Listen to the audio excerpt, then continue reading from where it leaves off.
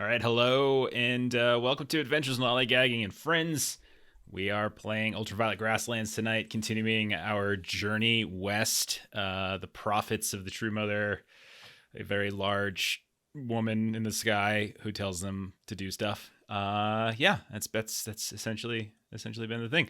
You forgot And buff, large and buff. yes, I think Joe specifically described it as the peak of physical perfection or something like that. Yep. Though I took note because you guys just had a second vision from her, or I think this actually technically would be your third vision. You if kept going guys. back in Violet City. Yeah. T-Plot got his first, so this is exciting. So that's gonna be kind of fun. But yeah, like we'll get going on this. I feel like we only got a couple more. Like I've been saying, I feel like we only got a couple more sessions of this. I think we're kind of closing in on the end. So we'll see how it goes. Yeah, I mean, maybe if they piss the True Mother off, like I was saying, it might just Goomba stomp them, and then Jeremy can go play was it Elden Ring or Elder Ring? Elden Ring. Yeah. And I can go buy it too, and then get really frustrated in an hour, and then return it. Speaking of frustrating young people who are better at Elden Ring than I am, Joe, tell us about your character. Hi, I'm Joe with the Defenders of Kobold, and I am playing Ensen, the Musclemancer, who lost his hands and has new hands. Better hands. Magic hands. Better hands. They're better. Yeah, you put the bracelets on. Joe messages afterwards. Is like, I should have put these on my feet. Yeah. If I would have known what they did, I wish I would have put them on my feet.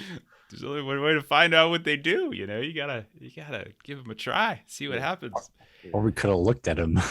That's true. You could have inspected them and tried to study them or something like that. Yeah. But no, it'll be great. They're gonna be very, very useful to you. It's gonna be wonderful. And they're very attractive. So they look all glowy and cool looking.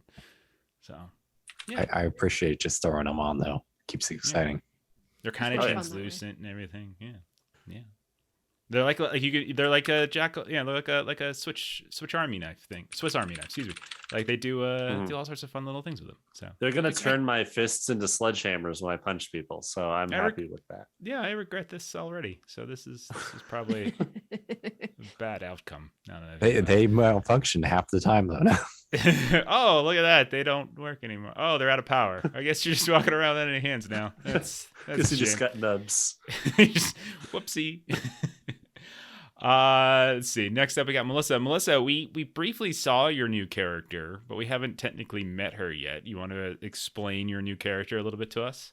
No, I don't think okay, never mind.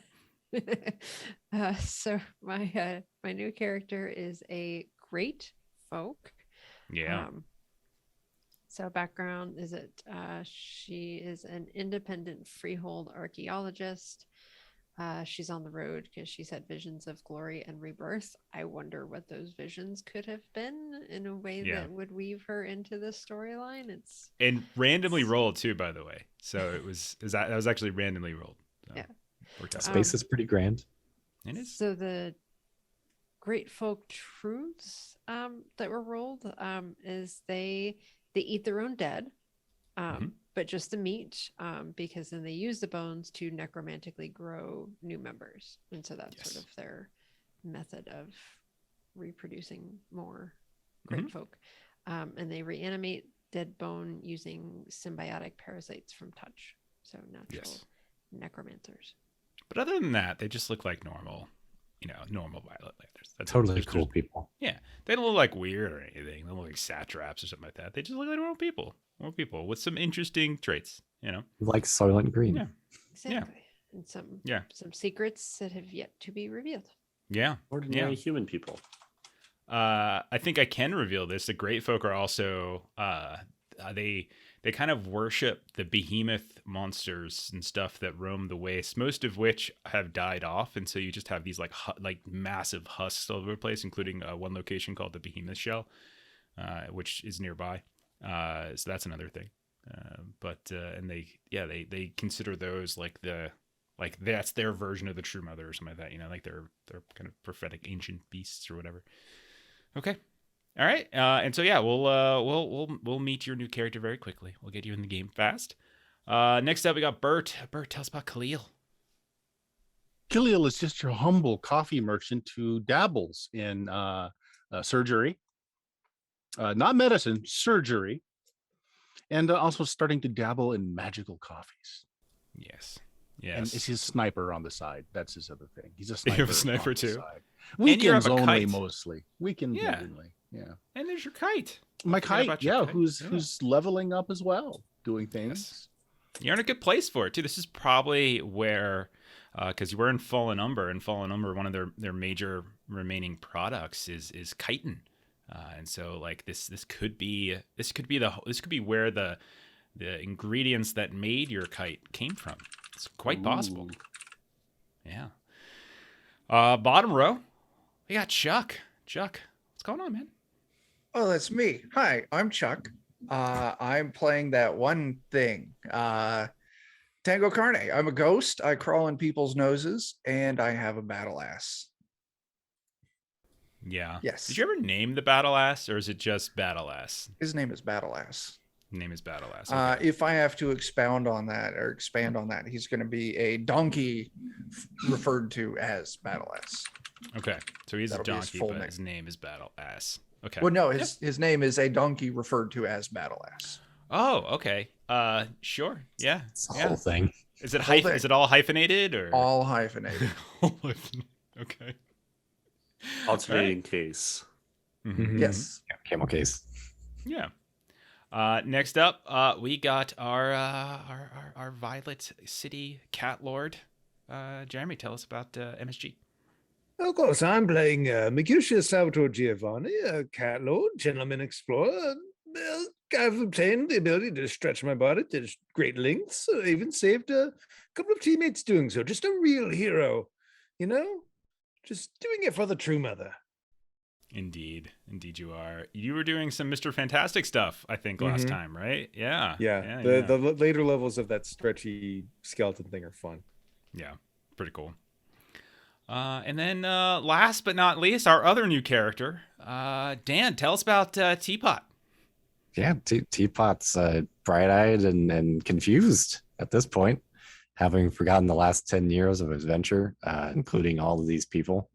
He's fine characters of quality. Yep. Yeah, and Uh, no idea about the True Mother either. So you just Yeah. had a hell of experience. Yeah, I assume it's impressive special effects. very much so. Yes. Yes, And clearly. Teapot has a new roommate in his Oh, yeah? little suit. Phil, you're Willing or unwilling, a new roommate. that old Satra. I can't remember her name, but yeah, that one had the pet lizard that crawled into your suit. Yeah. Okay. as they do. As they do. Making Yes. fast friends with your laser. Yeah, you have a land laser squid. That's right. You have a laser land squid. That's fantastic. He's I want a laser land squid. That sounds amazing. Okay. Let's say we get started. Oh man, you made them into like, oh gosh, you made them into an actual thing now. Yes. Do I have I'll send it access to you them? so you can add it to your channel. I want access. Okay, yes, please do. Oh my Yes. god. I made a face the other day when we were playing Darkest House, and apparently Chuck enjoyed it. Let me go ahead. I'm gonna go ahead. It's been and saved It's for pretty great. posterity. I watched it happening and I was like, Oh, just the best. don't. Where Oh, is I'm it? sorry. Where'd it go? Where'd it go? I could have sworn I had the background up. oh. Well, It's on now yours. Chuck is just using it for his There we go. background. So there you go. Okay. Oh, I like how mine's like off center here. That's great. Yeah. Okay. So, all right. So anyway, that's a new thing now. All right, let's get started. So, yeah, some summary stuff. So, a couple things you all have been doing on a job, time-sensitive job for the Purple Hazers Body Snatching Network. You're delivering. The reason we're in Fallen Umber is because you are meant to deliver a package that you have since learned are a couple bodies, people who have been mind burned. And their personalities are like kind of suppressed, and they sort of sold themselves into this kind of network. and to help pay bills and whatnot. And you're supposed to deliver them to a person who lives within some kind of oasis near Fallen Number, someone by the name of Epifocta. I'm not sure if I'm pronouncing that right because it's a weird name. But you had a total of 56 days to complete this task. You're on 44 of 56, having reached Fallen Number. So you definitely need to do that relatively quickly. But you have fortunately figured out where the oasis is, so that's good. Other things, you have a large cylindrical key that you recovered at one point that's supposed to help you achieve your goal of ascending to the sky like the shamans of old, which we have come to refer to as going to space. You managed to access the Tomb of the Dragon Also Rises, and all sorts of crazy shenanigans happened. Tango was kind of getting vivisected by a bunch of these gigantic behemoth machines, and then we saw our old friend, the Vomish Queen / Megapede come and save him. And then let's see what else. Oh, sadly, we lost Lamb. As Lamb had perished in the fight. Khalil's coffee kept her alive just long enough that she could kind of help with some of this, and then eventually her kind of personality and her physical form separated. Ensen and I think a few others stored that personality within a soul canister, so should you ever go and reach her save point, you'll be able to hopefully boot her back up without any memory loss. So she's not completely gone, just taking a break. Ensen, as we mentioned, lost his hands because he put on some bronze bracelets that you discovered while within the tomb. But these hands that he now has have fancy little abilities to turn into other things. And most recently, you arrived at Fallen Number, which is this kind of abandoned plantation, like sort of deserted agricultural hub. And you encountered a convoy of great folk bone shapers. You haven't really interacted with them just yet. And you were gifted another vision of the True Mother. So she was towering over the land, peering through some kind of like looking glass sextant type of thing, while a pride of these like astro lions were swarming about her ankles. And there was a cloud of gas swirling around her torso, and there were crystal bells that were sounding in the distance. And then Ensign suddenly had a memory of astro lions frolicking around the playground in space. I didn't make this up. This is what we mad-libbed together. And the True Mother spoke for the first time, literally verbally spoke to you all, said the way is forward. And she was kind of pointing off westernly for whatever reasons that might be. And so let's go ahead, and we're going to pick up exactly where we left off with this vision still going on.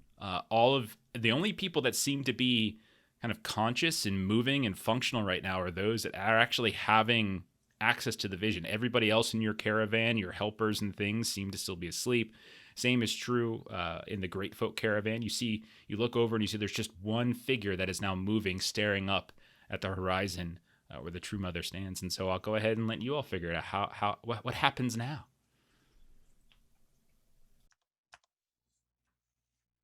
Cool light show, guys. I guess we pack up and go. Well, it's still like the middle of the night, right? So we would finish out the night, I guess. I mean, we're kind of like all awake and stuff. My night's kind of ruined. How far away is this other like Melissa's character that notices? 100, maybe 100 yards away. Something like the length of a football field at most. Okay.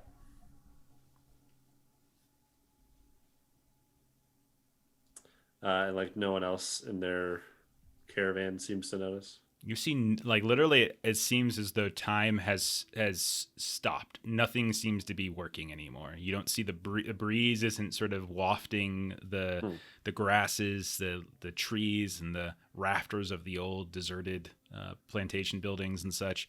None of those are kind of flopping around anymore. Everything just seems to have stopped, and True Mother just continues to stand up there, and she's got this like device that she has that she's kind of looking through. It looks very much like kind of like half looking glass, half sextant, like as she's trying to measure something off in the distance. It's made of like crystal and metal and kind of glowing metals.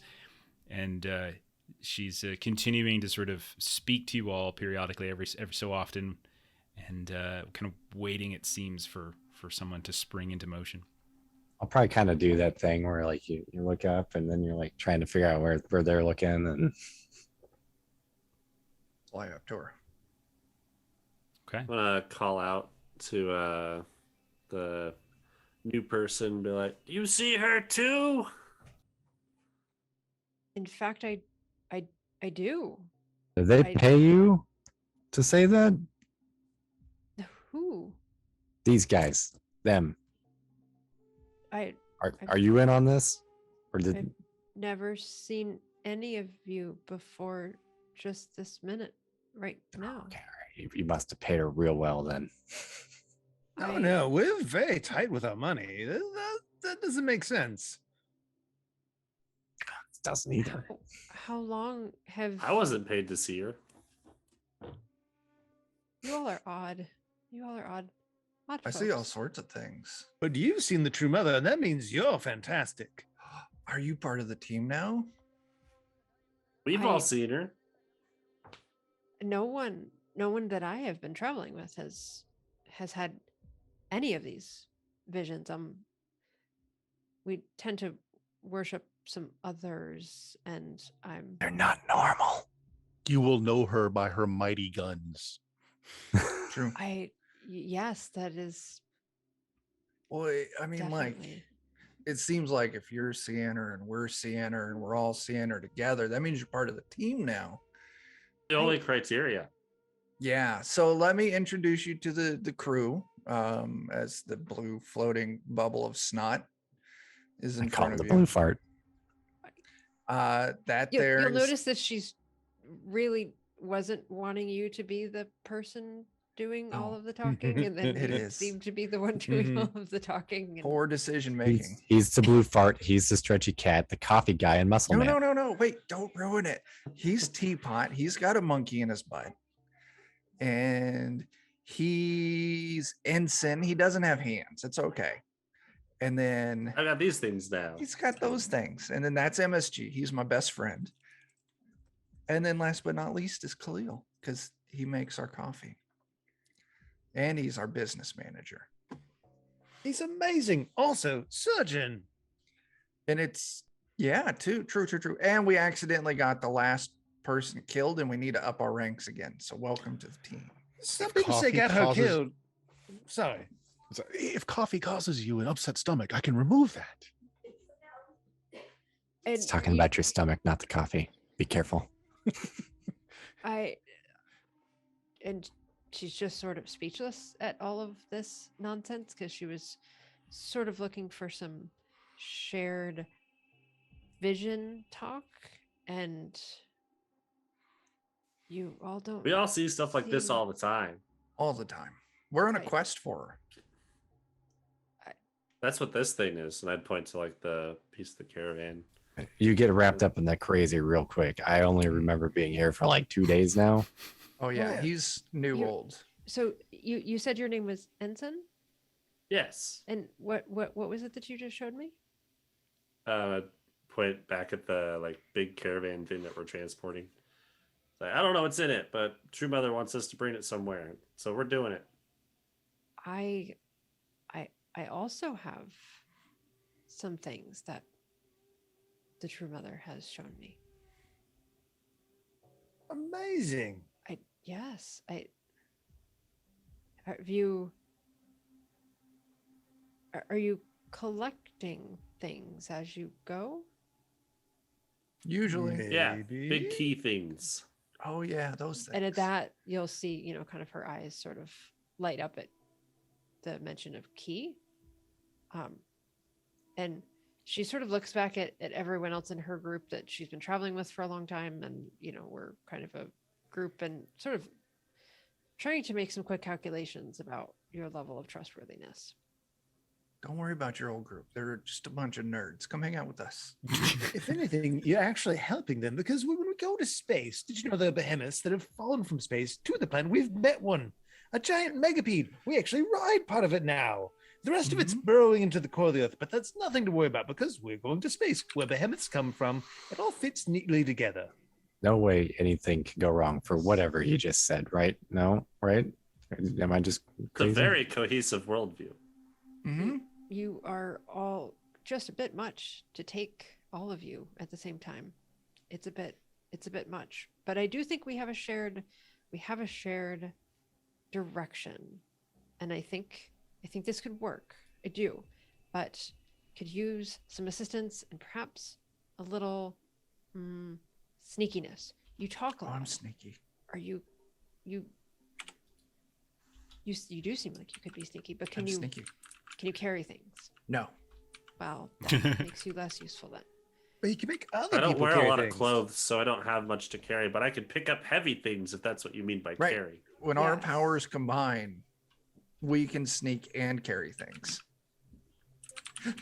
I got like a monkey thing that someone gave to me, and it steals.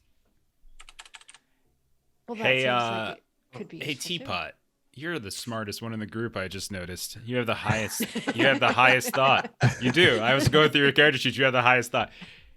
You notice that there is actually something else moving. So as you look around again, nothing's really moving. You guys seem to be the only thing that's moving other than this image, right? Teapot, you see way off in the distance to the west. Like you're like so far off. You can see what looks like something moving. Like vertically up in space. Like this is extremely far away, you think, but it's exactly where the True Mother's kind of pointing towards with the sextant that she has up to her. So that goes back to when I was doing like the, look at it and try to figure out where it's going. But you see this huge spherical object. Okay, you see this massive sort of spherical object that's, you can't see the whole thing necessarily because of the way, like the shape of the earth, right? But you can see like there's like this rounded shade of a mound. All of it, you can tell it's probably not to scale. It's probably more like vision-y stuff that's happening. But you just see something kind of erupt out of it and start traveling upwards towards the fast stars above. I'll attempt to elbow Tango, which won't work. And you fall over. Take a point of damage. And then I'll probably elbow Ensen, who's, I think, been talking my ears off for the last day, and be like, He's also you guys too do tough. You take a point of damage. Oh, God. I chose poorly. You're like trying to point the thing out in the sky to me. Yeah. Yeah.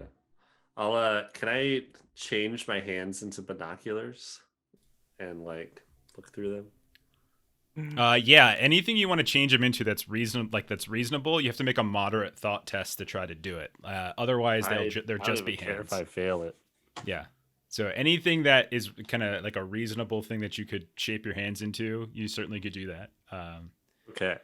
Otherwise, they're just Can I glowy. practice trying to shape them into one thing repeatedly to get better at that?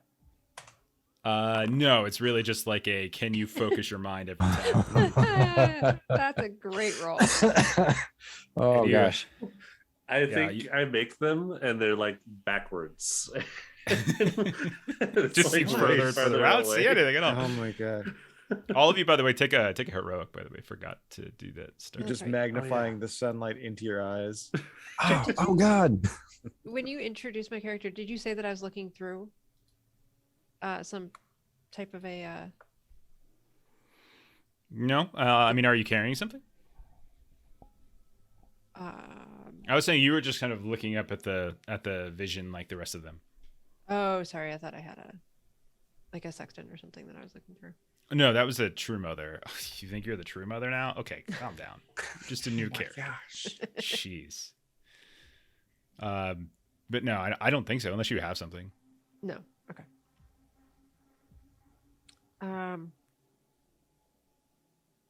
So I would say that Thon will notice Teapot and just what were you pointing at?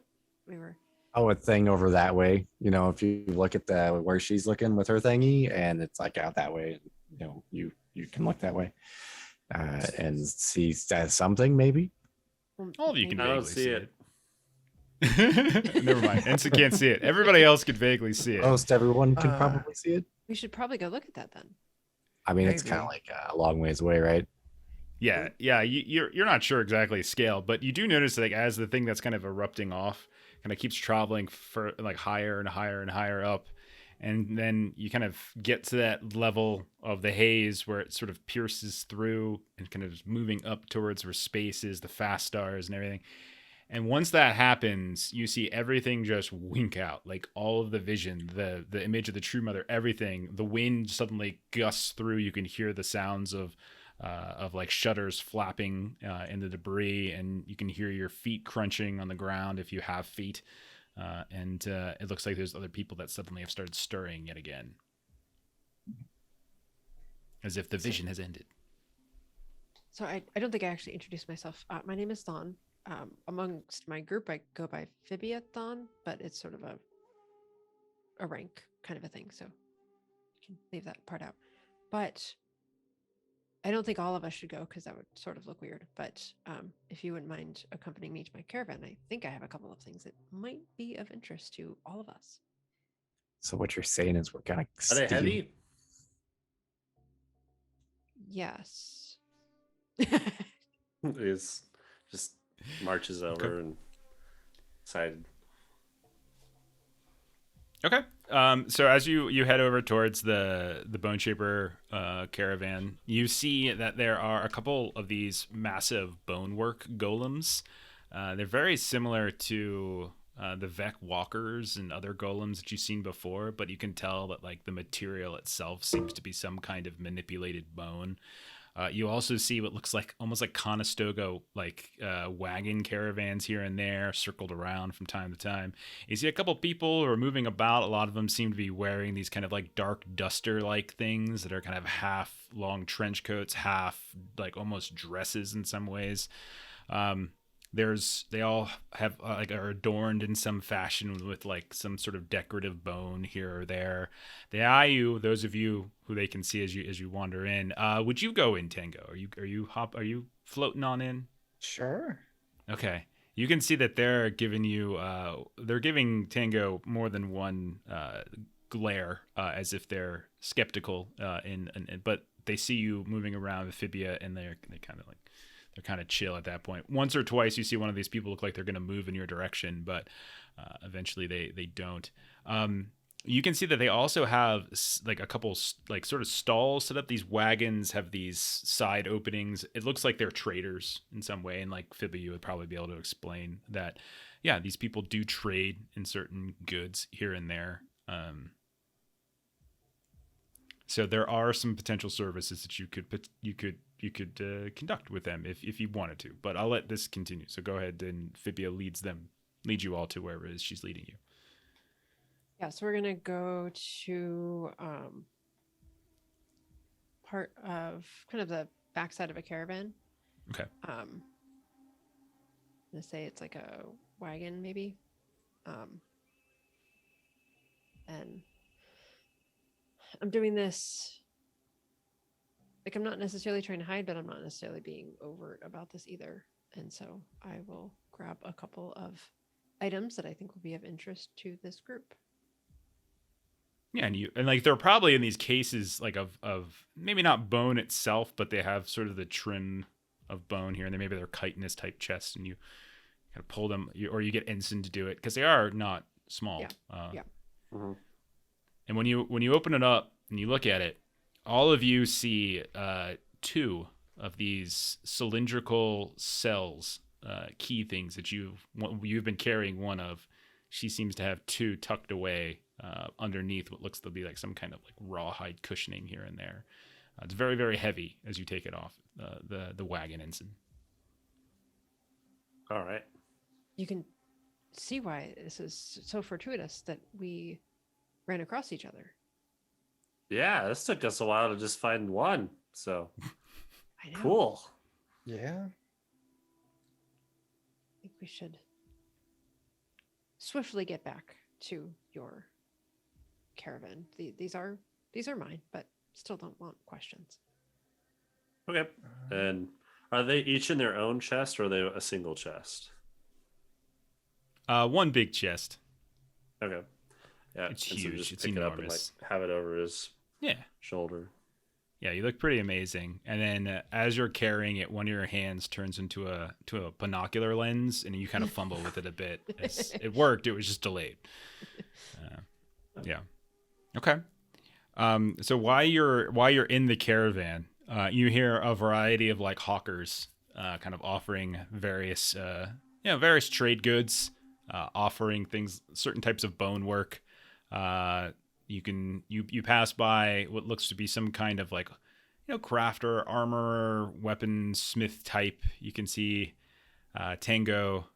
You probably get a little nervous as you see that there is this massive array of bone weapons, including a number of ghost bone axes, which would hurt you. Actually, one of the few weapons that would actually physically hurt you, could actually somehow harm you. There's also bone mesh armor as well. So there's these things that are potentially purchasable. And there are some trade goods here as well. You can see that they're sort of wheeling and dealing with some other, other folks that are kind of coming in the side from your caravan. There's some other folks. What looks like some kind of chunks of raw bone and other types of bone sculpture. And they are looking, they're kind of trying to call out for different things. There's also a couple bone work shamans here and there that are offering their services as well, healing the soul and the body, and those types of things. It's you very much get a feel for like a carnival almost in a way. Thon's gonna look over at Ensen and just say, I don't know if you all have been on the road as long as I've been on the road, but we do have plenty here to offer if anyone in your group is injured. Was that a flex? Were you flexing on us? Just saying that you've been on the road longer. I've been on the road for like 2 days, so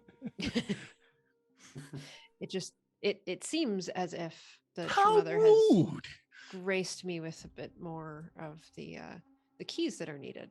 So I'm still glad we came together, but maybe you're just more efficient because we've been on the road for a while.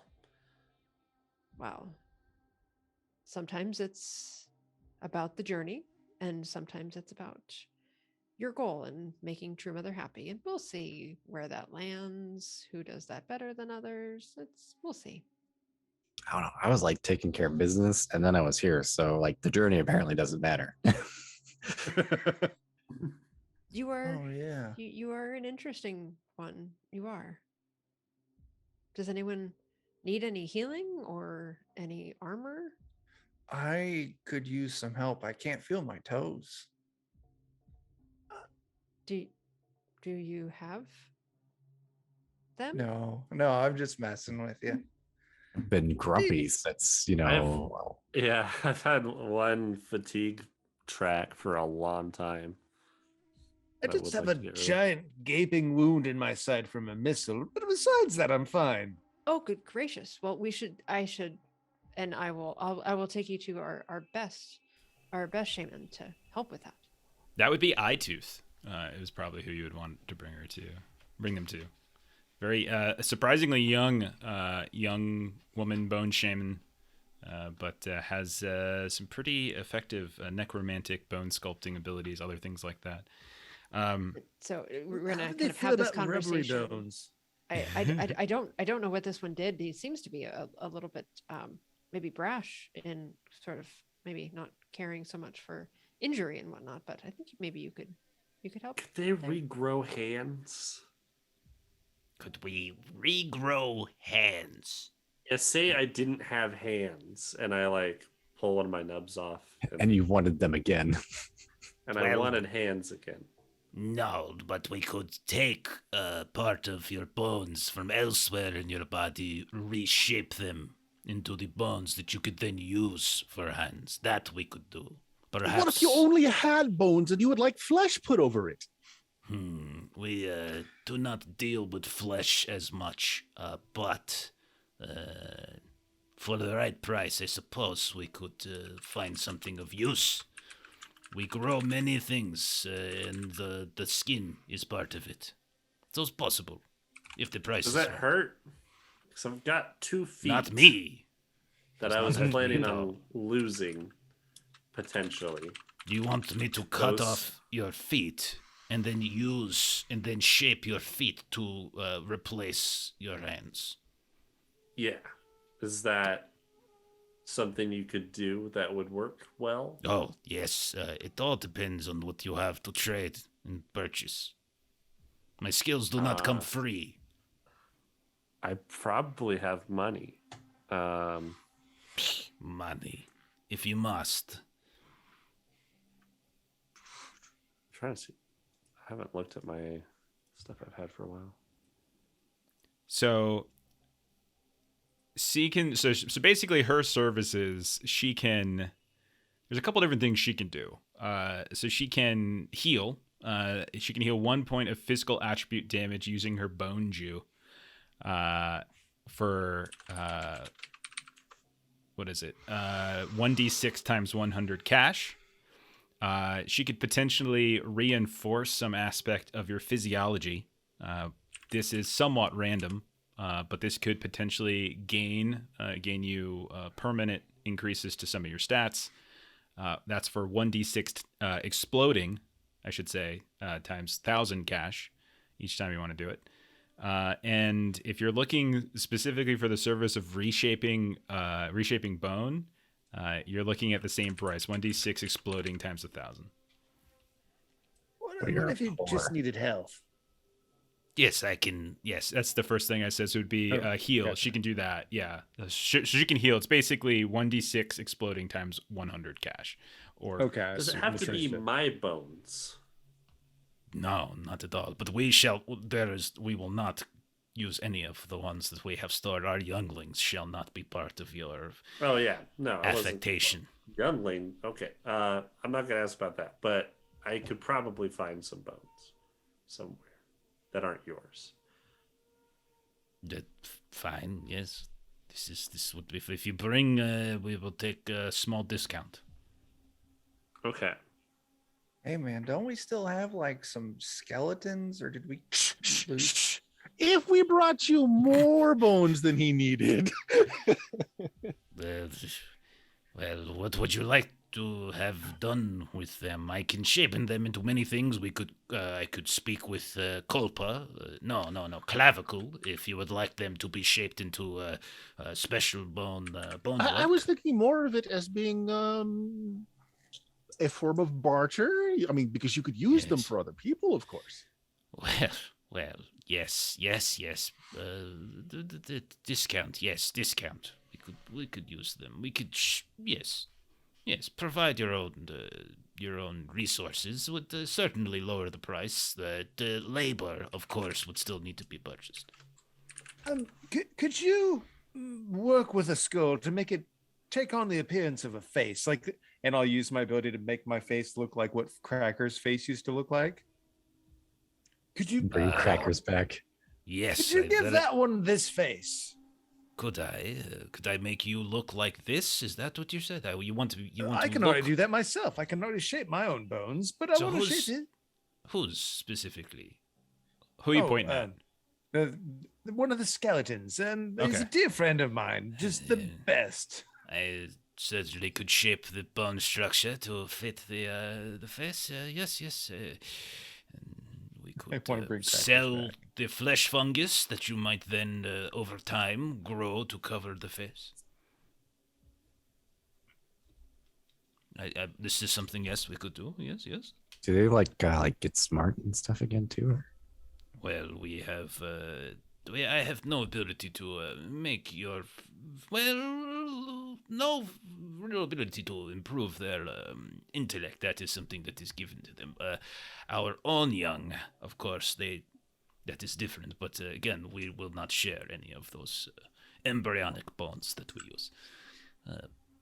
But I could perhaps increase strength, agility, endurance. These are things that are possible. We just kind of miss crackers. I mean, I'm glad to Of course, spend I money don't on know those that. other things too. You must can care for him increase very, strength. very much. Yeah, I possibly. remember, It I is don't a know. very delicate procedure. Yes. It's very dangerous, but if you would care for me to do it, yes, I could possibly. Yes. I like the idea of more strength. You must sign a waiver ahead of time, not holding me liable if something were to go wrong during the procedure. I want to turn my hand into a pen. You want to turn your hand into a pen. I don't say that, but I turn my Oh, hand into a pen. Yes, of course. Yes, I misunderstood. Out of character, in character. Okay. As you look at your hand and you concentrate and you just flipper the bird. Now, how dare you? I'm sorry, I'll get used to these.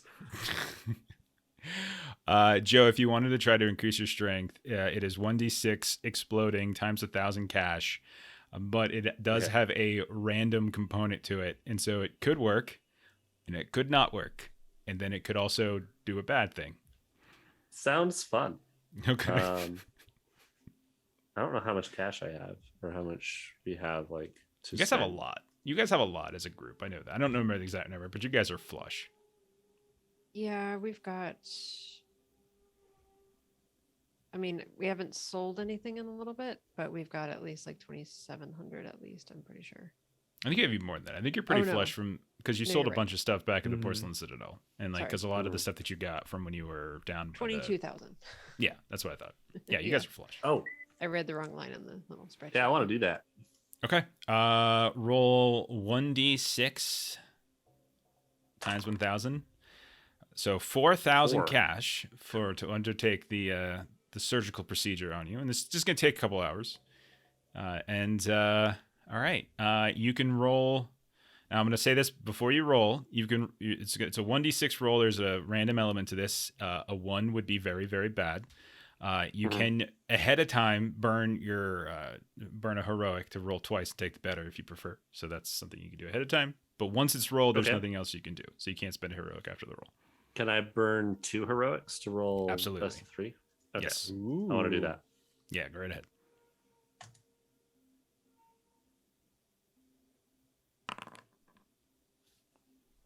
I got a 6. Okay. Oh, nice.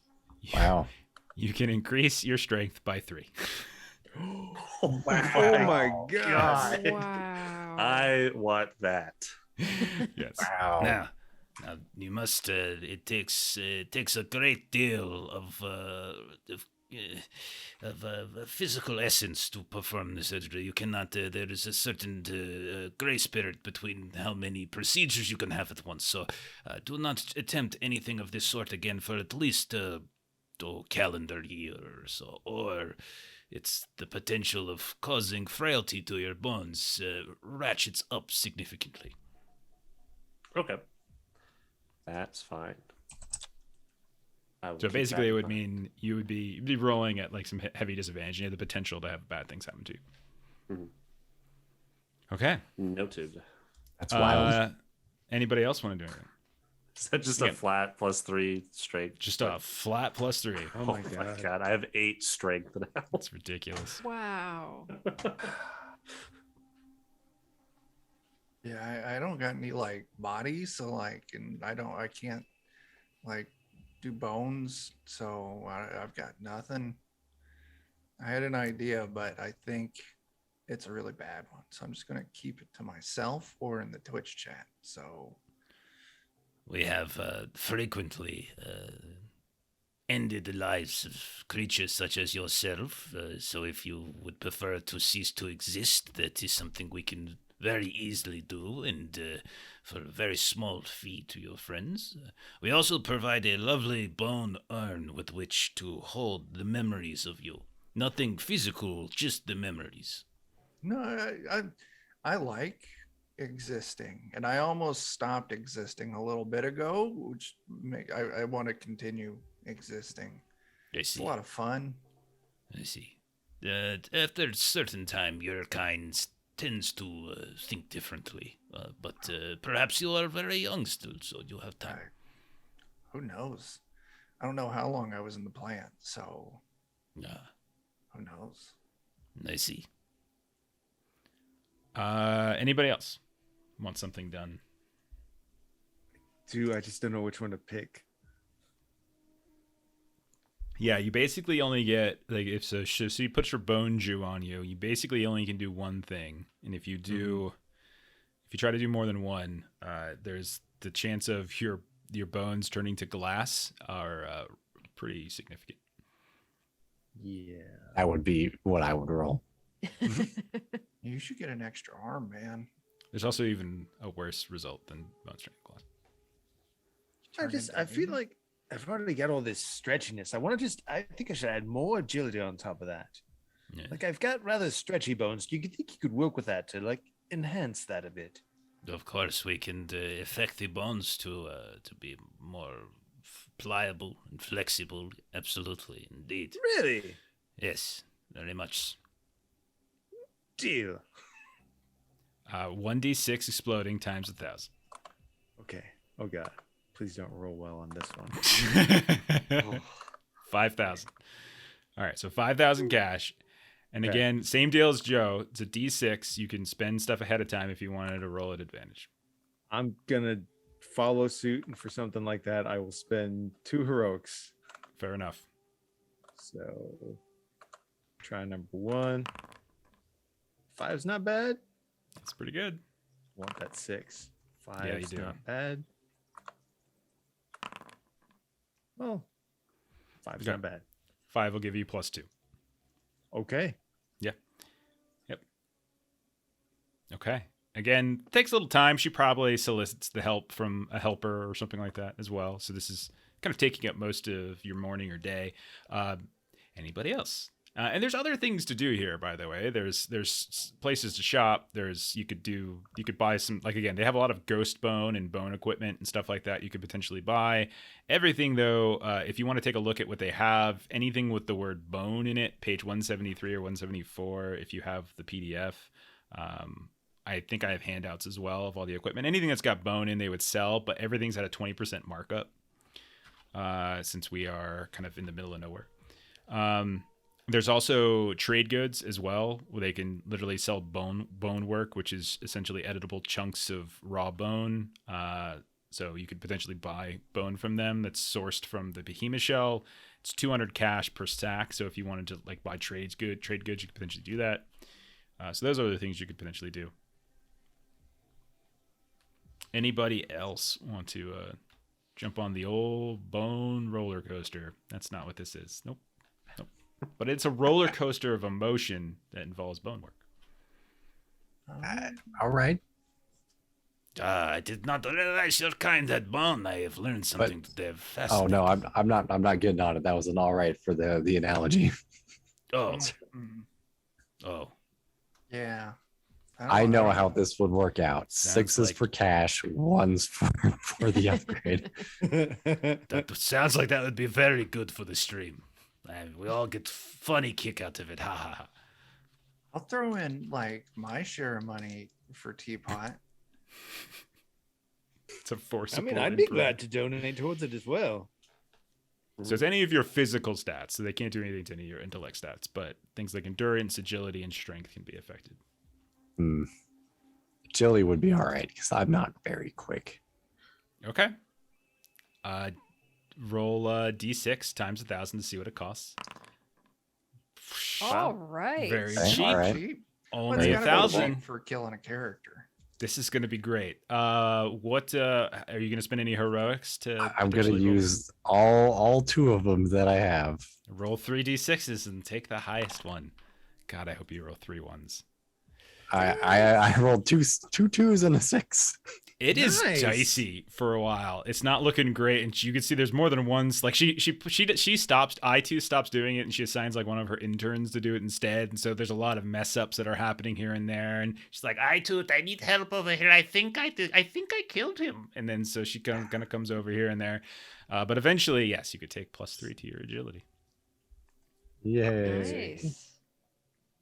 The unexpected success. I feel like Ensen can barely put his arms down with 8. We're walking around in a T-pose. You're now. probably like stuck.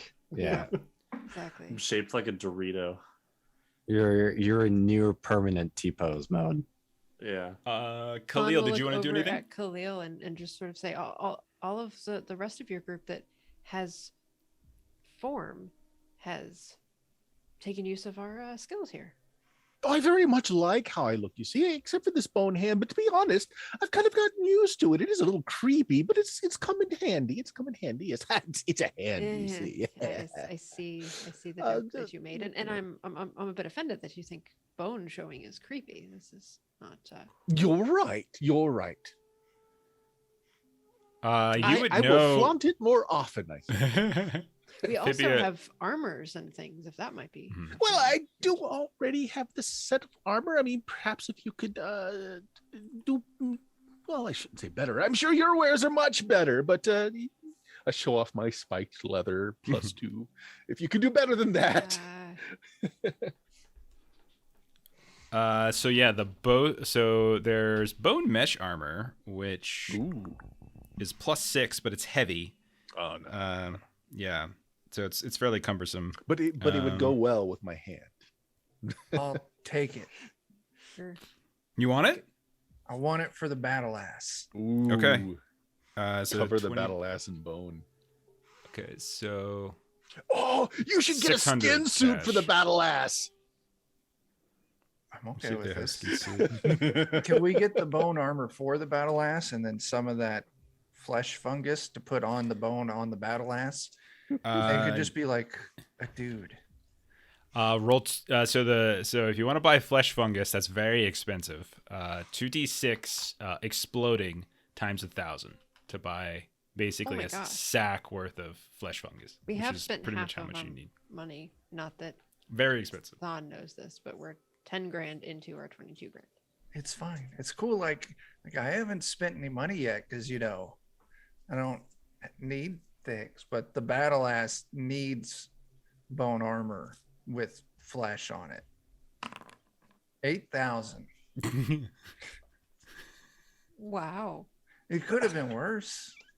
You said it was 2d6 exploding. It actually is Right. worse, Chuck. Oh no. Yeah. It is worse. It's 11,000 Okay, I'm Oh, good with this. well, that's all the rest of our money. for a sack, a full sack, not a stone, a sack of flesh fungus. And They only that- sell it by the sack. And then another $500 for the armor. Well, it's more than that because it's marked up 20%.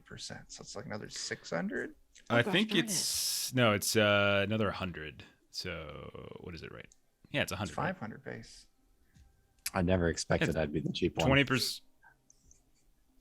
Yeah, so it's 20. So 20% of 500 is what, 100? And then 100. Yeah, 600. So it's 600. Yeah, 600 total. Yeah, I did math. Wow. We have Put spent this in our calendars. 21,600. See, we're Of our helping your 20 crew. We have 850 left. We don't need money. Like, you guys just need to eat less. The king buys a face for an ass. Nice. Okay. That checks out. All right. So, is there anything else that you wanted to do with old Eyetooth Magoo and the others here? So I think we've. I imagine they're quite pleased with us. Okay. It's consolation for us kidnapping Fibia or Thon. My bad. You're kidnapping her. That's a strange thing to just brazenly admit in front of I mean, it's not us. really kidnapping because she decided to come with us. Especially when we It's- drastically outnumber you and we have all sorts of weapons that can No, actually no. hurt you. No, so no, it's nothing like that. I You suppose know- we need everybody. We need to come save Fibia. No. You know how I tell you about all of the things that I see, and you just tell me that I'm making Yes, it the up things and you no see. one Yes. else. I Listen, she has been The rest seeing of these things people are crazy for quite too. some time. We We see it thought too. The true mother, right? we tend to think that we possibly had a small chemical miscalculation when we spawned her from her mother's Fibia. So she sees things, and she's been seeing them for quite some time. Yes. For a while it was a floating thing in the sky. Now it's a giant woman, and I told whatever. That's true. We saw it before we ever met any of you. Over there, giant one pointing that direction. My entire life, Dude, you try to tell Ensign me would that like there's strike a something pose, like picture wrong. me, but like a woman and like glowing. See? What have I told you? It's exactly what I've been trying to tell you, and you're It's trying to tell me like- that there's something wrong with me, and there's nothing wrong with me. Maybe I go with Nothing you. wrong with you at people. all.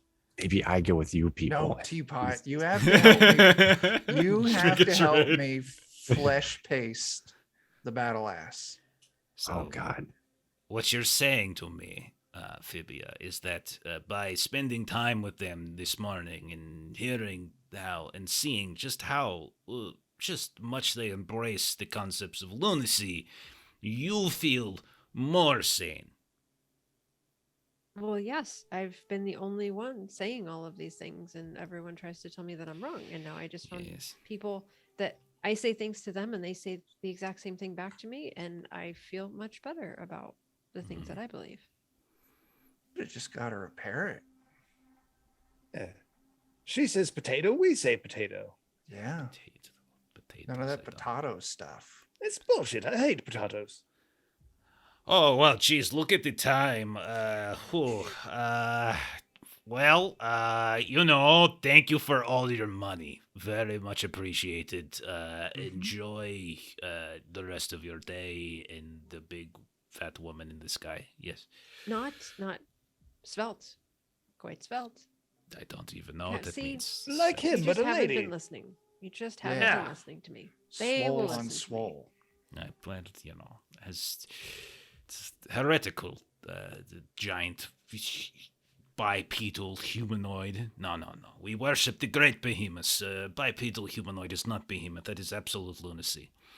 But you do you. That's fine. And then she walks away. She's so fucking crazy. I can't take it anymore. It looks like you're free to come with us. So happy. You know, and I'm industrious. I've found twice as many keys as you all, and just Yeah. had no appreciation for my own kind for this Looks This like grand mission know, that we're on. I like it. Found a great cube. They're not going to care that we're taking these keys, are they? They think they have been charging me for use of the caravan space for these because they thought I should have just thrown them away immediately upon finding them because they think they're useless. So Not Oh, only sweet. will we not charge you, if we make money, you get like a cut. I mean, you all spend quite a bit of money. I mean, you have Yeah, even that more was money your first than cut. everything you just. Oh, I'm sorry. You spent. We're spending the worldly money that we have now because, again, the True Mother wants us to go to space, and who needs this money in space? True. Yeah, Oh, what's money if you this- don't spend it? That yes, All this of it. sounds good. Can't take it with you. Trust me, I know. I mean, you can't, but I mean, like the rest of us have got hands, pockets, and Speaking of hands, Teapot, I need your help installing the new armor on the battle ass, and I need your help rubbing this goop paste on the new armor so that way the battle ass has a skin suit. Now, is it gonna go? Is the armor gonna go on the ass of the ass so that the face is on the ass of the ass? It's gonna go. Is it gonna be an ass face? It's gonna be double face, double ass. I don't even know what that means. Does it mean you're putting an ass on the face and the DFDA. face on the ass? I'm a little bit Yes. confused because we were just talking about how you can't take it with you, and then it seems like you're tricking out this. The battle Ass. ass. Well, Yes, you obviously have, he's and I coming don't- with us. Yeah, he's a You member of think the so? crew. You think? Yeah. You think the True Mother will? Oh, well, that's. I have a- some sort the of bar's strange. low. I have Oh. some sort of strange attachment to this creature, and I don't understand. It's I your don't- work. I don't understand. I don't understand either. But this will help us in our quest for the True Mother. Yes. We're- This- I'm the pretty battle sure you ass. said that you invested some portion of your soul into this creation. Perhaps that's why you feel the connection. Hang on, let me check your furniture real quick, and I'm gonna go back up into Teapot's nose. You never Probably quite not get looking used good, to right? it. Goodness, is that? And Yeah, Thawne it's is just gonna cool. turn I to don't know, Ensen and everybody just say, told "Does me he that do this is normal, and like nothing's gone wrong yet. So I do want to continue in this conversation too. So while I'm in Teapot, I'm just gonna take over one of his hands like a sock puppet and like speak through it. Be like, yeah, it's super cool. Like, it's like, think of me as like a furniture doctor for your head. What I? yeah, he told me it's Thawne all really strange isn't now, in and a he's trying to position fix it. like judge because you know. It's like flossing your brain wrinkles. Yeah. Gotta get out all the crud. Did I? Did I don't just know. hear what I think I heard. I found a donkey sound. It's the battle ass. Quick, Jeff, Balance. play our battle cry. It's very quick. Hee haw. I didn't realize I have like 14 of them. I have like 14 different sounds of donkeys apparently I could choose from. So this could be very exciting. Amazing. We I'll need the dig through most them a little person. We need the most person saying hee haw one that you've got. I'll see if I could find it. Now's not probably the best time to do that because all my sound goes to stream, but yeah. Okay, so you want to try to attach the stuff to the battle ass. How about this? How about Teapot give me some kind of mechanical roll? And Fibia, why don't you give me some kind of biomancy or necromancy roll? Would that be thought? I think it's just Yeah. thought. Yeah. God, yeah. So thought. I can help spread it, and I'll switch my God. hands into like Spatulas. putty knives. Yeah. Butter Oh, knives. I would have Just got putting if you're feeling generous or not. We would have just gotten heroics, and I Yeah. would reroll that. Yeah, you can all if take you another want round. me. Yeah, it's fine. Yeah, another heroic. All right. Okay. 10 is Well- marginally better than 8. Sadly, it is not an 11. So. Thon got a 15. Okay. And because I'll give it to you since Thon got to the next tier up, which would have been 15. So it's 11 and 15. So 15 basically will give you 2 successes, and we'll say it is looks like it's been effectively applied. The fungus reeks. It's absolutely hideous in its smell, but you've managed to graft on the bone armor onto the battle ass. And then you bring over Ensen, and Fibia with her biomancy kind of supervises how Ensen spatulas on all of the flesh fungus onto the battle ass. And battle ass seems very very taken with all the attention that it's been given. So Very cool. yeah, and it kind of goes around and makes sure everyone gets This just is a little by bit far of a. the most expensive thing we own now. It is. Yes. I can't wait to step on it with something. It's great.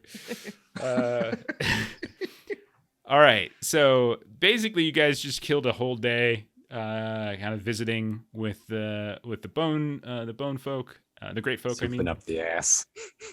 And souping up your asses or your ass.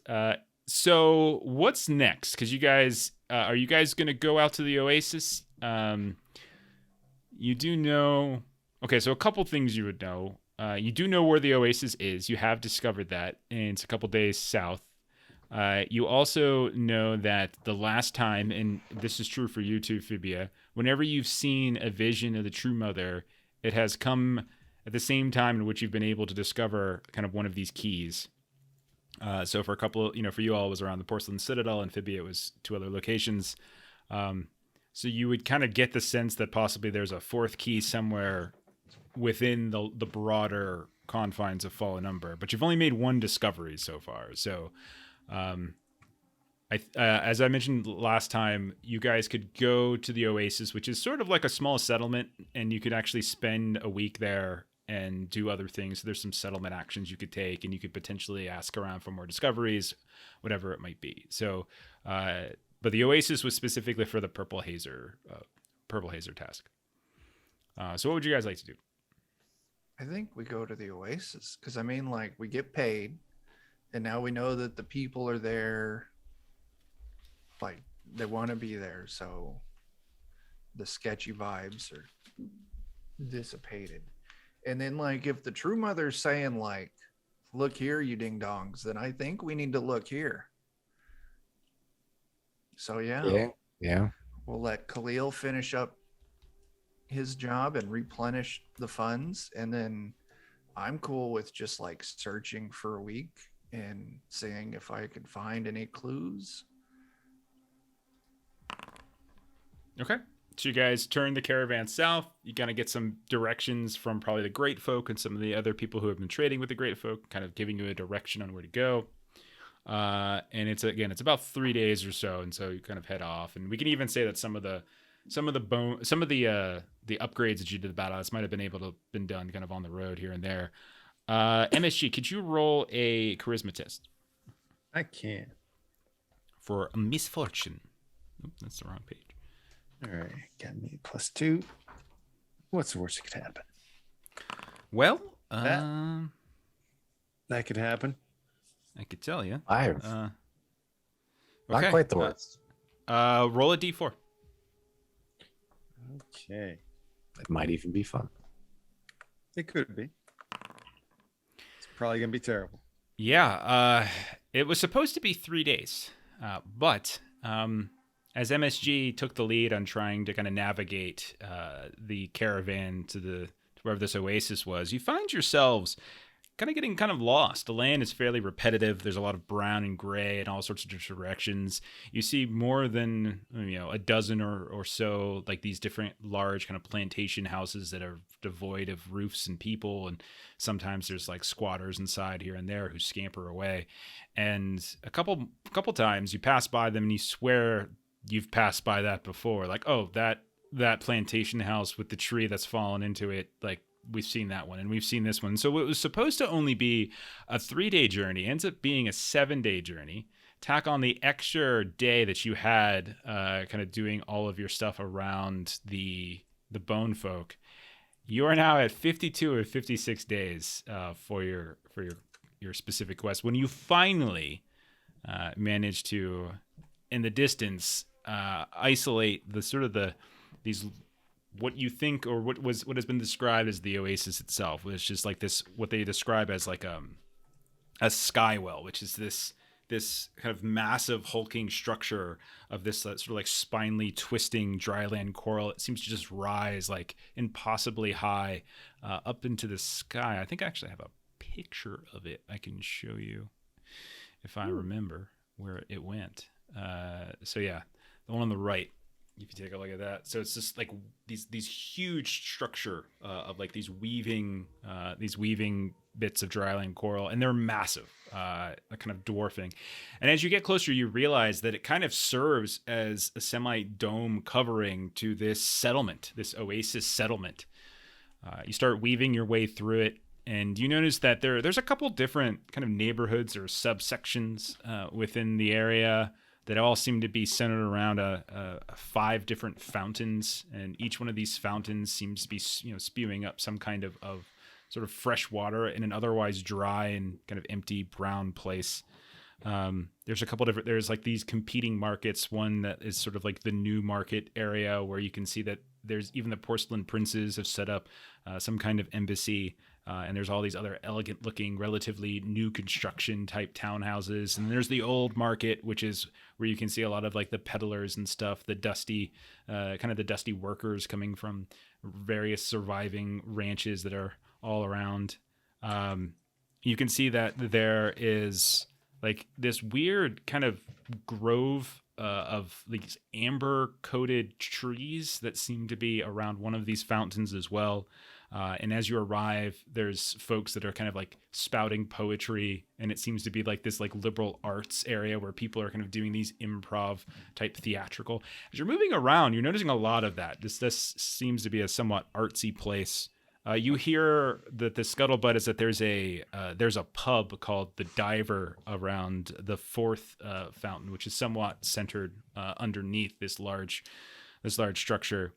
And the other thing you've learned is that there is apparently some extraordinarily powerful machine that some people call the habitation machine. Others just call it by its name, Bessergot the Sixth, that people almost seem to venerate or sort of beg for water and things, and seem to sort of encourage it and ask for it to provide water and power and all that kind of stuff. It seems to be like, you're not sure if it's like a god or if it's like an AI or whatever, but whoever it is or whatever it is, it seems to be the thing that keeps the whole oasis running. So you've got 2 days basically left on your quest, and you've got like a week worth of destination actions that you can do. So what do you guys want to do while you're here? First thing is turn it in, right? Mm-hmm. Yeah. Khalil Yeah. is just seeing dollar signs as these college students will definitely want coffee. Nice. Yes. Okay. Right on. So if you're looking for, does anyone have any kind of face-like ability, some sort of networking, asking of questions, things like that? Somebody wants to roll a skill? to track down your contact. Khalil, It's a didn't you have fuck. like the business skills in the group? That'll work. Kind of. Let's see. What I have is protocol. Sure, I'll take it. It's fine. Say I've got navigation, but that doesn't really help me talk to anybody. That would have helped earlier. So When you MSG get. got you all lost. So you get what your charisma. Charisma plus and your skill. whatever my level bonus skill is, or Yeah. So what is the bonus for? I It think depends they're what level plus you're at. 2. probably. It's all Probably plus plus 2, yeah. And if you spend a d6 prior to, you can roll with Roll at advantage. advantage. Yeah. So I will do so. Okay. So here's the first d20 rolls. Not bad at a 16. That's good. But let's see if we That's can good. meet it. 20. Nice. Okay. Yeah. Yes, you have very little problem, probably with just within the first few hours, actually, of you all arriving and asking around. You give the name, and it's when you're around what's called the New Market, which is kind of the nicer looking section of town. There's these kind of dryland coral painted green buildings, these townhouses. There's this porcelain citadel embassy. But you've learned that specifically the man that you're looking for is himself some kind of biomancer, and he holds salons basically every night where he brings people over to talk about like metaphysics and poetry and things like that. And so he seems to be very well known. right outside. And so someone points out his townhouse to you and say like, yes, come this evening. There shall be wine, best that God will it, of course, and food and conversation and in poetry. It shall be wonderful. But make sure you bring something to share, else you shall be I turned bring away. Coffee. Coffee. That is a very excellent start. We would be very lovely. But I meant more of the something of the arts. But then perhaps if Oh no, you don't understand. This is artisan coffee. I will be creating it myself. My special brews from beans from all vast locations away from here. Some have passed through the intestinal tracts of mammals, lizards, and various other creatures. Oh, well, if that is the case, then you are well at home. Please bring as much as you can. There'll be at least a dozen, maybe 2 dozen people who shall arrive, I'm sure. So you know exactly where he's going to be, and no problem. Okay, so we can kind of do this in sort of like if we want to take care of this first, and then we can kind of dive into destination actions. We can do that. But is everyone going? I'll tag the- along. Yeah. Okay. How is this box being moved? By Ensen. No. feel like It's I'm been worried. in one of your wagons, or you're like I'm not sure where it's been assigned, but it's one of your vehicles. I mean, at this point, I imagine he Yeah. just throws it on his shoulder and carries it. Was what 4 people inside of it? Three or 4 people inside? I can't There remember were exactly how many. 6. I could be wrong. There could be 6. I Was there it? were I like thought 3 there or was 4. just 3 people. I think it's 3 or 4. That was That's 3 what or I 4. that's what I maybe. thought. I'd have to look at my notes, but I don't think Dawn would go. Okay, that's fine. So yeah, you can go kind of mingle and do something else, no problem. Khalil's going, I know. Ensign's going. What about MSG, Teapot, and Tango? I'll tag along. Are you in the body of something? Are you floating around? You do notice, by the way, that there's nobody. You don't get any. I would say you would probably have been alerted to this. That ultras are not well thought of within the Oasis. I'll snatch a body of one of our people. My me. notes do say 6, by the way. What's that? It's only 3 or 4 there. It should only actually be 3 or 4. I don't Okay. know why you have 6. I Ooh, might have misspoke actually- at some point. I'll just ride my plant. I just need someone to carry me. I'll do that. Thanks, buddy. Okay. MSG. I mean, like he's carrying like the heavy things, so I'll carry the small thing. Mm-hmm. Just a small potted plant. Nice. You know, I just had the strangest compulsion. I see these people doing their poetry, and they're so, offbeat and having a good time. I thought it'd be really fun to do a thing where I stretch my neck over here, I mimic the face of somebody else, and I mock their lines while they're doing the thing, and then I also feed them hallucinogenics while I'm doing so. At the party, or are you gonna go? You're gonna go over to the. That was a turn. To the to like the forum that you saw over by the amber I want to help trees. these performers at the forum expand their minds, perhaps turn a bit of profit with some of my wares. It sounds wonderful. So it sounds like he's going to sell them coffee, and you're going to sell them some tablets of questionable origin. Of course, And it will but be I'll a put on a fun show night. while I do it. These are two different things, though, right? I think, Jeremy, you're going over to the forum, or are you going Yeah. to the salon? Yeah, that's what I thought. Yeah, and then Khalil specifically going to the salon to sort of finish the deal. Okay. All right, and then so Tango. Don's also going to go to the forum. Okay, so we'll say Vivia, Viviathon, and MSG are together. The other four are together. Perfect. Does the delivery count as like the weekly action? No, we're just kind of getting this out of the way. Okay. Yeah. Okay, so yeah, the four of you do arrive at as the sun dissipates. You do notice that like the dryland coral itself, there's like these moments of kind of static that kind of occur here and there. It's almost visible. Not all that dissimilar from what you've seen with some of the porcelain towers, but certainly the tower itself here, it's not. It's like it's rugged, rough coral. But eventually you make it inside, and how it was described as people discussing literature and metaphysics and spouting poetry is exactly what it is. You wander into a room with these with extraordinarily well-dressed individuals of the most colorful clothing. You see a handful of what you are certain are polybodies that are dressed in these kind of differing shades of the same exact outfit.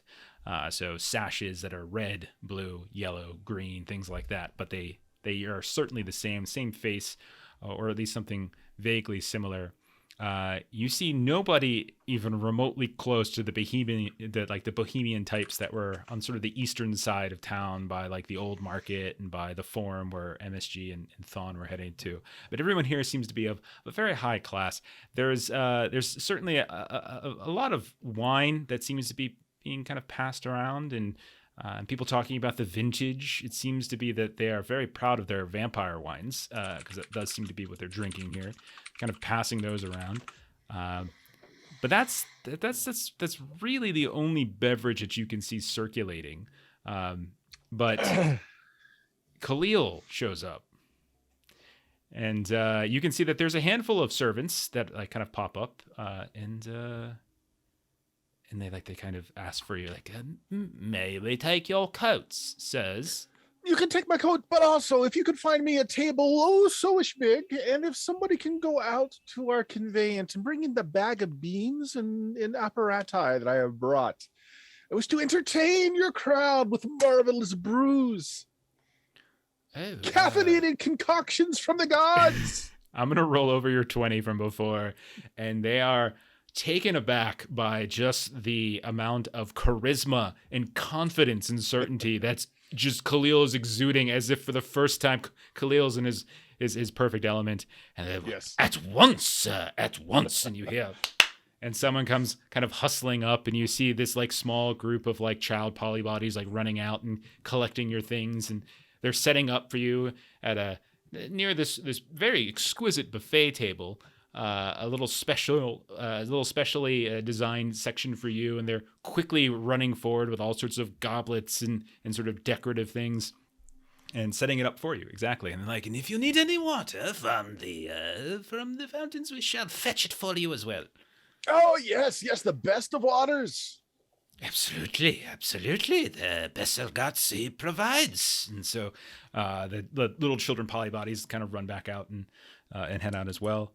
The rest of you, as you're wandering around, you are like overhearing all sorts of conversations. Like there's this like a fight nearly breaks out, like a slap of kind of gloves almost over like different meta biological theorems that are being off debated between what looks like two different groups of polybodies that are each of them kind of slapping one of the other partners. And so there's like 4 different groups slapping 4 of the other groups. Is just absolute anarchy explodes. You can see there's quite a few of these relatively green-skinned looking individuals that are reciting some kind of very elegant poetry in a language that actually doesn't seem all that familiar to you all, but you learn later is some sort of like ancient tongue that doesn't quite sort of jive with any of the things that you know. You also see 2 other things. You see the Epifocta, who is the host, who is in this amazingly high collared cape. And so it kind of goes up and almost all the way up and above their temples. And you can see this extraordinarily weave of a variety of colors and some kind of weird glass that flips around. And he kind of wanders around and, does the circles, introduces himself to everybody, holds out one of his hands, which is just bejeweled and bespectacled with all manner of gemstone. You also see it at more than once. He kind of refers to his partner personalities, and he does so by like kind of with a grand gesture towards a shelf where you see these very exquisite looking jars of crystal, and within it you see like this greenish malachite. And he keeps referencing how they're here, and soon you'll be able to meet them. No more shall I be here solo by myself, explaining the wonders of poetry to all of you. Soon my partners shall be able to rejoin us, and our salon shall be 3 times more exquisite and wonderful. And you probably make the connection at that point that the bodies that you're bringing very likely are the things that are going to house his partner personalities that he has stored in these beautiful jars. Would anybody like to do anything here in particular? I'm laying low in the plant, just there for backup in case they need some muscle. Okay. Well, Wander around and attempt to not make a fool of myself, probably. Roll a charisma test. Oh, good. I figured opening my mouth would give me something to roll here, so. Perfect. I get a no modifier. How does Teapot make an utter fool of himself? Because he does. How does he do it, gosh. Dan? I assume it's probably going to be like I'm going to try and drink some vampire wine or something and just like pour it on myself. You just spill, oh, goodness. Do you know how expensive carpentry is within here? What is wrong with... Who invited this satrap fellow? We have no interest. Off with you. Begone before we call the muscle. Bruno, please, come, take him. This fool of a satrap is trying to spill vampire lines all over my tapestries. What is wrong with you? Who brought you in? Outside, you mongrel. Go, off. It's basically that. I'll try like grab another one of my way. I gotta get this figured out. And okay. What about so Tango? You're just hanging out. Ensign, what are you up to? I wanted to find someone that I could perhaps learn another spell from, or Okay. maybe this would be. I wonder if this would be a skill. We are level 3. Yeah, I think I want to learn another skill. And it would be kind of coming from where he was kind of traumatized from his experience of not being able to do anything when it was just his soul. So he'd be looking for someone that could like expand his mind, like that type of people. Okay. To train him. And his goal is he wants to maintain his like physical self if you were ever in that situation. He wants to be able to punch things still if you were trapped as a soul again. Okay. Roll a charisma test. Okay. Just pure luck. Just to see if anyone of that nature. I'm going to could be spend a at this heroic place. as well. Sure.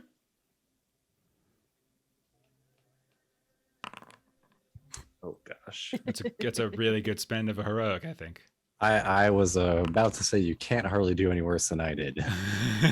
Yet? I forgot to add the +2. So Yeah, that's plenty.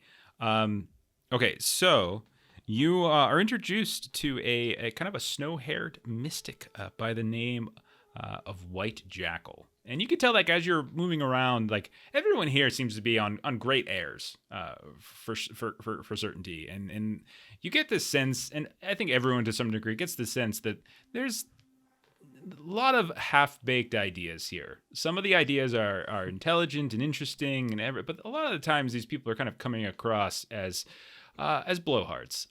Like you could tell at least half, if not more, of the crowd doesn't know shit from Shinola, and so you're kind of getting that feel. And at a certain point, you find yourself as you're mingling around with the crowd and dodging one sonnet for one villanelle, and kind of eventually finding a corner where there's this white-haired mystic who introduces himself as White Jackal, and you probably are first drawn to him because he's just chuckling to himself over and over, and he's watching this like group of polybodies who had been slapping each other before are almost now getting into full-on fisticuffs, and you're watching as and listening, and they're arguing over things that they're swearing they haven't done.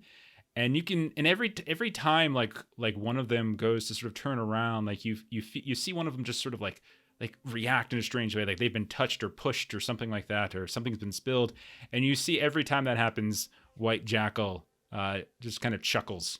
And over a course of a few minutes, he just sort of explains to you, opens up, and he's just like, I have never loved telepathy more than at Epiforte's salons. These people are horrific, but the wine is quite good, and the food is excellent, and the entertainment. I have caused no less than 3 dozen full-on brawls at this place. You might think brawls within such a highbrow crowd would not be entertaining, but I can assure you those who have no ability to fight are the most hilarious to watch do it. It is quite enjoyable, I tell you. And if I might brag, the very reason Mr. Epifort does not have his partner personalities in anything but those jars is because I perhaps overdid it once before. So be it, but it was quite enjoyable. And so we'll say, like, over the course of an evening, maybe you strike up a friendship with him, and he can train you in a couple things potentially. Okay. Let's see. Yeah, I would explain to him. It's like, so I got sucked into a cage as a soul, and couldn't see my hands or my body or feel anything. I didn't like it because, like, this is me, and that was still me, but it didn't feel like me. And I couldn't punch anything, and that was like the main thing I didn't like. So Yes. is there any way to like keep myself when it's just myself in here? You're asking for powers of psychic defenses. I believe that it seems to be. Yeah. Yes. If that's If someone were to try to assault you, not of the physical, but of the mental, I want to be able to mentally punch them.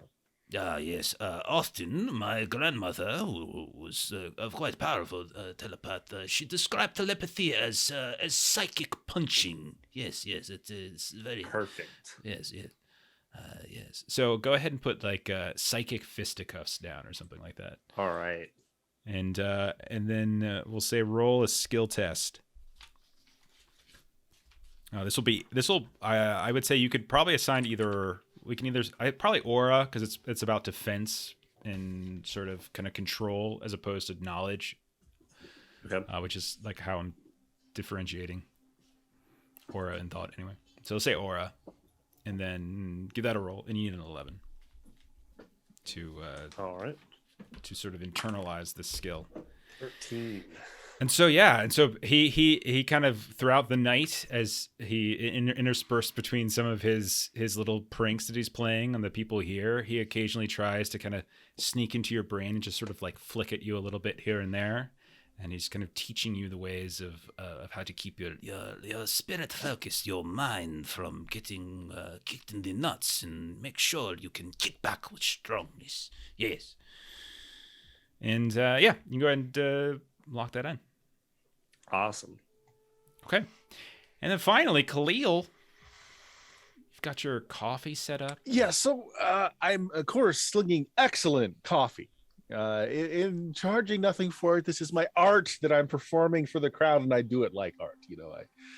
The frothing and everything, and telling where these particular beans came from and which animal's intestinal system it passed through. Yes. But I let it be known that for a little coin or whatever, goes for coin in the area, I have special brews, and this is where I've got the wake brew and the sleep brew that I can make special order. Very, very nice. I'll tell you what, make a luck test. So just do a flat charisma test, and we'll see. Flat charisma, okay. Yeah, just see if there's anyone who takes Got you any up on this buyers? offer. Yeah. Okay. Yeah, just pure luck. Yeah. Yeah. You do get a couple.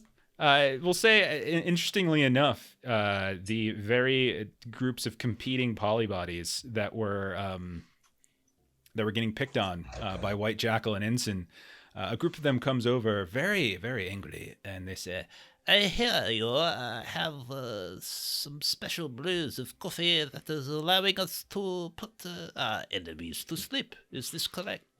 Well, I mean, it allows for a very restful night's sleep to whoever might drink it. If it happens to be your enemy, yes, I of fully course. disclaim. Yes, of course. Not my enemy, but enemy is just a fun little word that we call each other. See, hey, this is my enemy. Oh, I am your enemy. Ha ha ha ha. Very funny, very funny.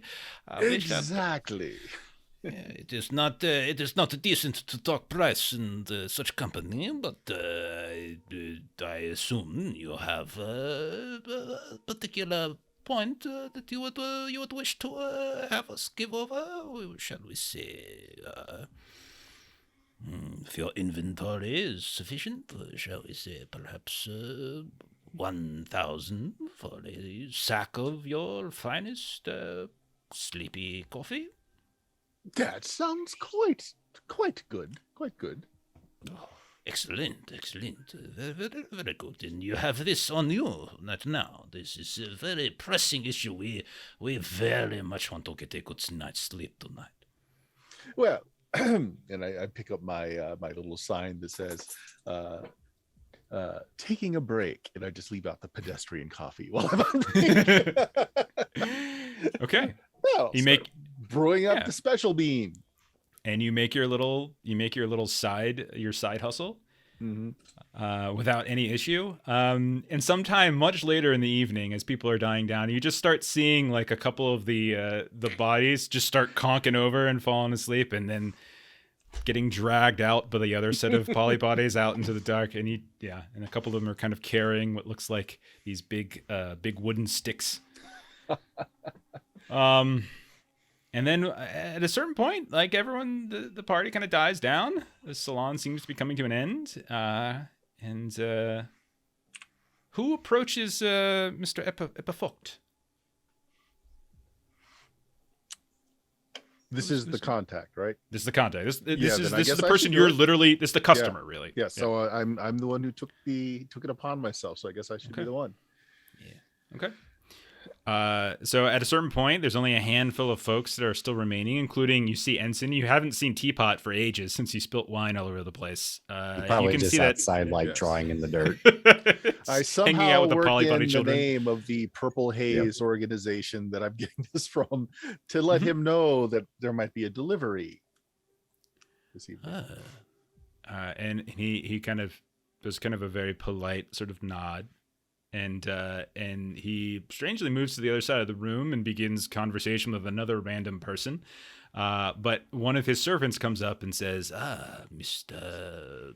Abu, I see that you have a delivery to make to my master. Is this correct? Exactly, as contracted. Of course. This very delicate cargo, we shall ask you to if possible, bring your delivery vehicle behind the house. We have a loading Discretion. dock. Discretion. Yes, Of course. of course, Of course. of course. And you'll no indeed. doubt have to examine the case as to specification. I have been given very precise instructions in equipment to ensure seals have not been broken, that ingredients and contents have not been spoiled, and if they have, well, then that I will be another understand matter. the agreement. Yes, yes, of Yes. course. Yes. I will tell my people to bring around the product. Yes. Yes. Excellent. Excellent. And so a little while later, you're behind the townhouse. You got your wagon. Ensign's probably there. I guess Teapot's probably there carrying the plant of Tango. Tango, you would Sucked. notice.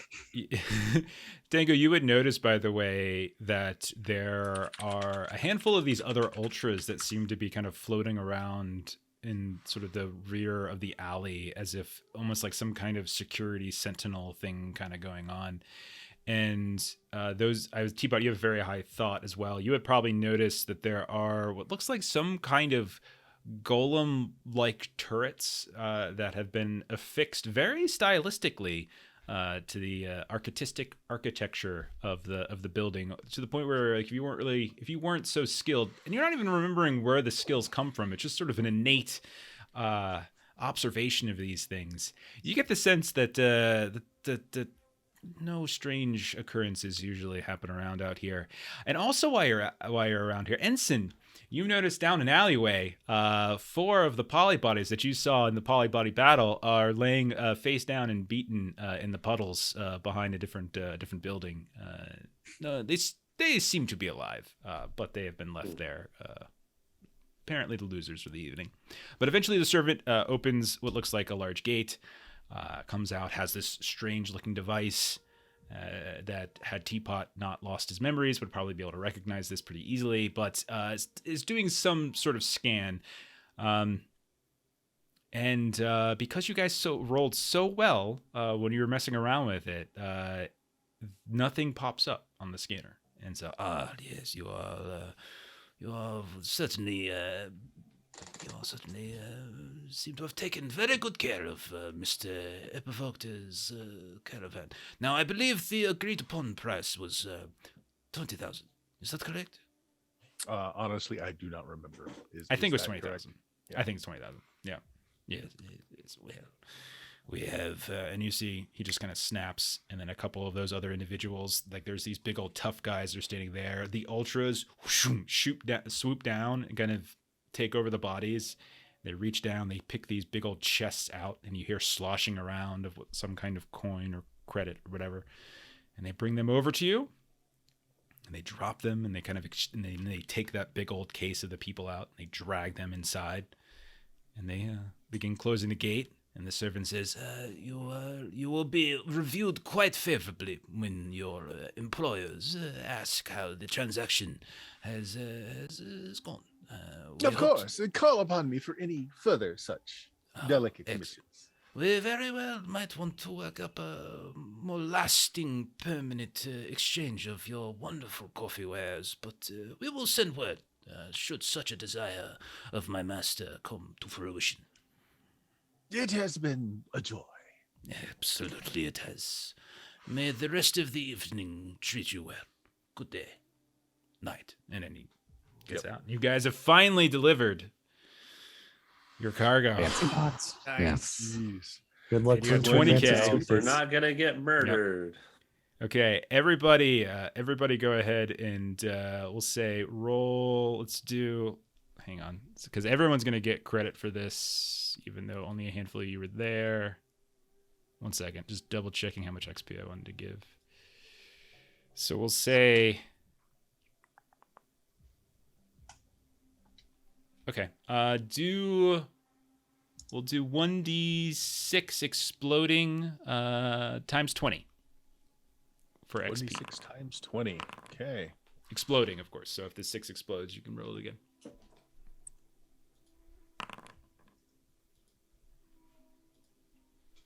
So 60 for me. Okay. It's like we got any explosions. A little bit of XP and a lot of money. Mm-hmm. Okay. So, then over at the forum. So, what was going down at the Bohemian Forum over by what you learn is called the Machination, which is a grove of amber fig trees that's around the second fountain, or it's just referred to sometimes as the Forum. And you can see there's a lot of people there, and there's like this group of almost like cult-like individuals that are sort of constantly appealing to Bessergat the Sixth, and they are kind of curled around these long spindly spokes of coral, and they're like talking to it directly. And you also notice that in some of these spindly spokes, there's openings, like where there's some kind of glass and almost like liquid or something inside, and periodically this big red eyeball will appear, like not like a human eyeball, like almost like it's biomechanical in some way. It will just appear like as if answering the call of some of the folk that are praying or referring to Bessergat the Sixth. But what are MSG and Thon doing here? Definitely is impressive, but I mean, my initial plan was to ply these artistic folks with a bit of, drugs and join in their fun, and then not so much for the money, just I want to hear stories from them, try to find out what's interesting around here. Charisma, social skill if you have it. Charisma plus social skill if you got something. Oh well. I'll now spend a heroic to try and do well. All right. So D20 plus 2. Glad I spent that heroic. That sucked. That's not good at all. And that was worse. Oh no! Wow. It turns out you shouldn't eat. Oh God, I gave them the brown ones. I forgot. Never give them the brown ones. Oh, And everyone is just like clearing out of the forum. They're and like kind of reaching down, clenching here and there as a diarrhea outbreak or something has really started to overtake. I know those were the. Oh yeah, sorry, that was a bad batch. I'll just wave at the nice cultist and say sorry. That is foul. All over the alleyway. It's like projectile everywhere. It's a very unsettling night at the forum. In fact, an outbreak of some sort of stomach virus seems to have overtaken the folks here. Is this how you and yours make acquaintances? You know, it usually goes better than this, but they just don't appreciate proper art, I suppose. Well, I mean, I suppose we'll have this Bessergoth all to ourselves. There you go. You know, I'm glad you could pick up on my strategy. Indeed. So Thon will sort of go over and try to recreate some of the incantations that were kind of done previously and just say, I mean, this seems a bit blasphemous, but I mean, you know, when in fallen number. Well, I mean, it wasn't so much like incantations. They were just sort of like almost like prayer or like begging or something like that. Mm-hmm. Like, can make the waters flow, Sort of like pull from individualized requests. Yeah, pull from the fast stars to power our streets, things like that. Like they're kind of going through this series of like mantras and stuff that just seem to be either thinking or asking for something of this creature. And I'll say there's enough people around that can kind of give you the lay of the land, which is that like there's this entity that seems to occupy the area, and they actually provide fresh water in a land that otherwise doesn't have it. And they also have some sort of ability to pull like literal power and energy during the day when the haze is kind of dispersed from the fast stars, that are kind of the satellites and things that are kind of moving around overhead, because that's how high the columns of the spindly coral go up. And that's kind of the gist of what you're kind of getting, is that this oasis is controlled by this creature, and if this creature ever decided it didn't want to do it, the oasis would probably fall apart at that point. You also hear the two of you. I mean, like once the forum dies down, there is a reference to a place. Like if you wanted to try to go somewhere else, there's a place called the Diver you can try, which is apparently a tap house that's over by I believe it's the fourth fountain, which isn't too far away from where you're at. And there's apparently like an underground bar, effectively, that's run by a woman named Micah and a kind of a strange hospitality golem. It seems to be where those people who haven't been adversely affected by MSG's I'm not sure what we'd call it, laxative like drugs or whatever. So that's it the other place that it would be. we have an opportunity here to pay our respects and maybe find a fresh crew of individuals to tug their ear. Point. I think I'll just change my stature a little bit, maybe change my face some. Still completely obvious. It doesn't matter how much he changes. It's like he's still a Are you able green to cat. change the color of your skin or anything? No, I can only change, like, I can change my size and I can change my shape. I can even copy faces, but I'm always going to be green-ish or like a weird chromish green. It's not easy being green. So what we can then do, if you want, we could do. So we can do our destination actions, like if you want. So if you're going to the Diver, one of the things you could potentially do is carousing, which could give you some XP. So you spend 1d6 exploding times 100 cash, and you have to pay that cash, and then you get that much amount of XP, and you have like a little carousing. You have some sort of event that might happen potentially. You can also potentially do some drugs, which is sort of a similar deal where you can try like different drugs and have potential effects and things.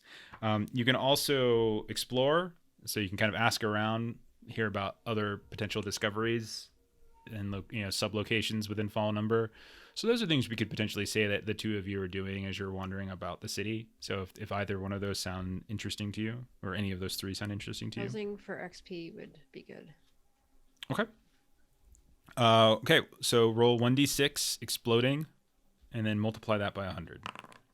400. Okay. And then roll a charisma test. Yeah. I will. You get 400 XP as long as you can afford the cash. Okay. And then I will do this at advantage. Good thing I called that ahead of time. Oh, goodness. 14. That would have been absolutely, utterly atrocious. Okay, a 14? Yeah. Okay. Yeah, I mean, so you spend much of your week, or at least a couple days anyway, either, at this, like this tends to be the best place, but other nights throughout the week, the forum does seem to be an accessible location.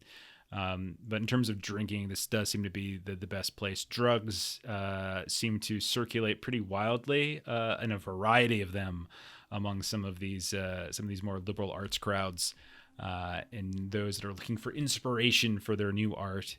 And it turns out that you end up being the subject of such inspiration for what apparently is some kind of choral artist. And so over the course of a few days or a couple of weeks, you become their muse, and an entire run of choral sculpture for Phibia is actually conducted. And this right. artist spends a significant amount of time doing this for you. Yeah. When- MSG. Yeah, well, go ahead. She's going to be very excited to say when the word of the True Mother and our ascension comes, these are going to be worth so much money for these folks. You should really hang on to them. It's going to be fantastic. I mean, we won't need such things and it won't be so important, but we'll know it was here. Okay. MSG, what would you want to do? I do want to sample the local wares, but no, I think I'll stay on task. I will explore. Okay. Sure. Just a charisma then. All right. Out of heroics. Just flat check. Hopefully, the shit has been rolled out. 16 will do. That'll do. Yeah. Okay, so that'll give you one new location, and so we'll say you probably spend some time with Thon, since the two of you kind of wandered off together. So maybe you spend a little time, but eventually everyone kind of mingles here and there. We're sort of kind of going over, like a week basically. But you do hear of kind of an interesting location, probably from the artist who is kind of sculpting Thon throughout. And he describes a location to the west, about 4 days away from the oasis itself, where maybe at some point one of you mentioned the megapede or Vomes. It just sort of came up in drunken conversation here or there. And he mentions how, if you're really curious about seeing that, off to the west, about 4 days, there are these 3 enormous fungoid Vome autofacts that are scattered about this battleground.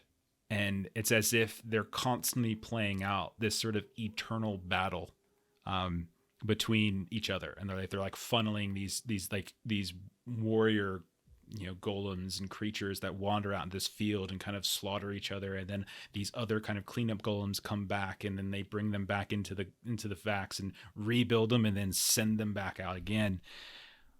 What catches your interest even more than them just sort of describing this is that he starts showing you some of his sculptures, his other sculptures, these dryland things he's carving through, and one of them he shows you, he says, was one of the creatures that he saw. And you are staring face to face with one of these astrolions, the body of a lion and the head of like an astronaut. And he describes this. Oh, yes, there are hundreds of these just frolicking about until, of course, they are brutally torn apart by a series of, themselves in some cases. There's even more, but more often these other creatures, machines and the like, You know how Vomes are, but fortunately they're all very keen on staying in that area, eroding each other over time. As long as they don't bother us, better place for them there than here. I'm so thankful. What an incredible find you have there. And by the way, fantastic work. You really captured her essence. Oh, you go on. Yes, Narcissa, go on. What else do you see? I see a touch of. Now, am I out of place? See, you're putting a bit of yourself there. Like, I noticed you tend to have. You position yourself like such. Well, an artist does put very much of himself into his work. Of course he does. Yes, yes. How does it make you feel when you look at it? Honestly, at this point, I feel inspired and hopeful. You've really given me a sense of direction. I hope you know. In fact, I quite literally think you are going to help me go to the stars. That's how I feel. My work speaks to you, and that is all an artist can ever hope to have. So I am quite certain that you have brought me as much joy in describing your reaction to my art as my art clearly brought you in witnessing it. Yes, you're welcome. Yes. What a day. Yes, what a day indeed. Okay, so you guys got your actions out. What about the rest of you? So Ensen, so we got a couple minutes. We can get our destination action in. So Ensen, do you have an idea? Actually, no, you did your skill. Yeah, you did your skill. Yeah. That'll actually count as your destination action. Khalil, you still got an action you can do if there's something that you're interested in doing. Yeah. So what can you do for a skill again? Okay, so like I kind of like hacked some of those XP spending rules. So if you want to try a skill is just something you can define. It's skills are like non-magical stuff, so it's like training and things like that and proficiency. So you can just define what you want it to be, and then to gain access to it, you need to take the study action during your destination action. So you could take that, and then you need to make a difficult stat test of 15 using the most relevant stat to the skill. Actually, no, did I make it 11 for you, Joe? So yeah, we'll just say it's 11 then. A difficult, moderate stat test. Yeah, so moderate stat test. So 11 using whatever stat do you think Okay. that skill is associated with? I want to pick up a showmanship. That makes perfect sense. Absolutely. Okay. Okay, so it would probably be charisma. charisma sounds right. Yeah. All right. I don't have a great charisma bonus, so I want to go ahead and use my heroic that I have left. Okay. Can I do that on this roll? Absolutely. Yeah. Okay, and if I do it beforehand, it's It's advantage. an advantage. Okay, so here's Right. the first roll. That'll be good right there. That's good enough. Okay. Yeah, well, there we that go. is good enough. And so go ahead and add that to your skill list, and you now have showmanship. Perfect. I think we've seen how you've developed that skill already. Tango, what are you thinking of doing? I just wanted to spend my time kind of sleuthing around, looking for signs, clues to this vision we had. Okay. Right? Just explore. Explore. Yeah, you can do explore. Yeah, go ahead and roll in there, Chris. You said charisma? Yeah, I mean, I would say since you're not really gonna. Well, I guess you still could talk to people because you can embody them and everything like that. So I could, given how they feel about it and how I saw that one dude had a whole army of ultras. I probably wouldn't and would be trying to, be super sneaky, stealthy. So Yeah, and only like embody the people of your caravan just in case. yeah, people Yeah. who aren't going to throw a stink about it. Yeah. That makes sense. Yeah, so another charisma test. All right, cool. I'll recover my fatigue, and Tango can use my body. There you go. Okay. Charisma 2. I will spend a heroic to give me advantage on this. You need a minimum of a 12 to be able to discover something. So first roll's a 17, which is good. Second roll's a 15. So yeah, I'll go with the 17. Okay. 17 is enough to get one. It's 12 to 19 is 1. 20 plus is 2. Okay. Okay. So you. All right. So if you've talked with MSG at all, you have heard of that particular. You've also heard of that particular location, but you learned about a second location that seems to be of moderate interest as well. You're not sure, however, if it's directly connected to your vision.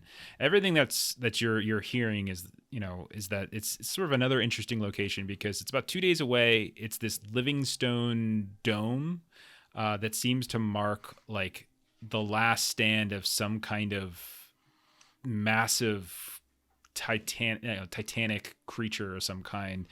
It's not like the creature's not there itself, but it's some kind of dynasty that once existed, and kind of like this is like the last resting place of it in some way. And they call it the Azure Garden, and there is apparently there's if you're interested in sort of collecting more trade goods and stuff, apparently there are some interesting azure fungoids that go for a pretty penny. So if you're interested in trying to do that as well. But nothing that stands out other than what MSG has already learned about your vision. Okay, cool. I'm good with that. I'll probably report that back to Cleo. Like, hey, you want to, do some more business? Just, I don't do business because I can't hold money. Trying to see if there's anything else I could give you. Okay. Yeah. Leo was being attacked by the local wildlife. Local wildlife, yeah. They enjoy a good coffee as well, you see. Yeah, there's nothing else other than probably between you and MSG, you probably got a very specific one of those 3 massive autofacts that are home that actually are home to those astrolines. So of the 3, which one, we'll say. And so it's less about searching all 3, you actually know which one to go towards if that's what you want to investigate. Very cool. I'm good with that. Okay. And then Dan, did you say you're just going to rest, or is there something else you wanted to do? I've had a fatigue for like a whole lot of sessions. It's like maybe it's time to finally get rid of it. Fair enough. Okay. We'll say then that's exactly what you do. And I think everyone gets back together. Like you just can't shut Thon up about like she had to show all of you to come by and see the sculptures and Like everybody has to see just how wonderful and fantastic they are, and just the legacy that's going to be left. And can you imagine we're gonna like it will be lasting. I imagine this is probably all going to blow up eventually, though. I mean, like, they told me about like the thing going to the center of the earth. Well, you are now my least favorite person of this group. I was very excited about these sculptures. Oh, we can enjoy it right now, Oh, in the moment. But here's the thing, though. So long as they're in your memory, they live on forever, and you're going to join the Great Mother in the stars, which means you will live forever, which means their memory remains, which means they will remember forever. But it's really things that are tangible. Like bone is tangible that can live on forever. But all of the, I don't know, those brain things that don't actually live as well forever. And she just sort of gives Teapot a look, and she's like, shakes her head. He's been a bit out of sorts lately. Really don't. I mean, do listen to him. That'd be rude to ignore him, but just He seems to be a bit off these days. But I mean, when someone is so excited to, show you with such pride something that was made for them, you don't say it's going to be destroyed right away. That's just rude. Oh, not right away. I mean, eventually. And now he's eavesdropping. Good gracious, I don't know how you deal with him.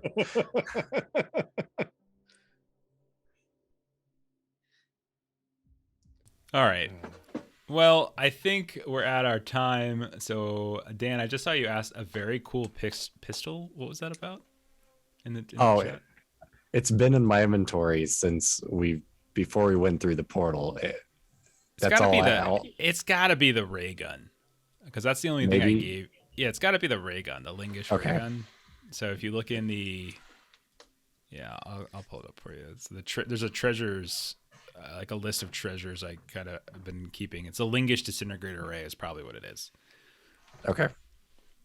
So I don't think I had the name while we were playing, so I just wrote very cool pistol. I don't know. It's going to be interesting because on a natural 1 with shooting that, the ray malfunctions, and it's a difficult agility test to avoid disintegrating 1d3 of your fingers. So perfect. That's a perfect gun for me. I'm pretty sure Dan's not gonna have any fingers by the time we're done with this campaign. I don't need fingers anyways. Campaign. We've got Khalil that's got a skeleton hand. We've got Ensen that doesn't have hands. Nubs. You calling me out? We're just making up for Matt not being here. That's clearly what it is. Yeah. I like to think I'm improving, because I used to take wholesale arms off, and now I'm just taking digits. So I feel like I'm getting better, right? Like, 3 hands equals a whole arm. This gun would be perfect with those armbands, since your fingers could never be disintegrated. Yeah, that's true. Oh man, that's very true. So PvP, you're gonna kill Ensen? Eventually, yes. No.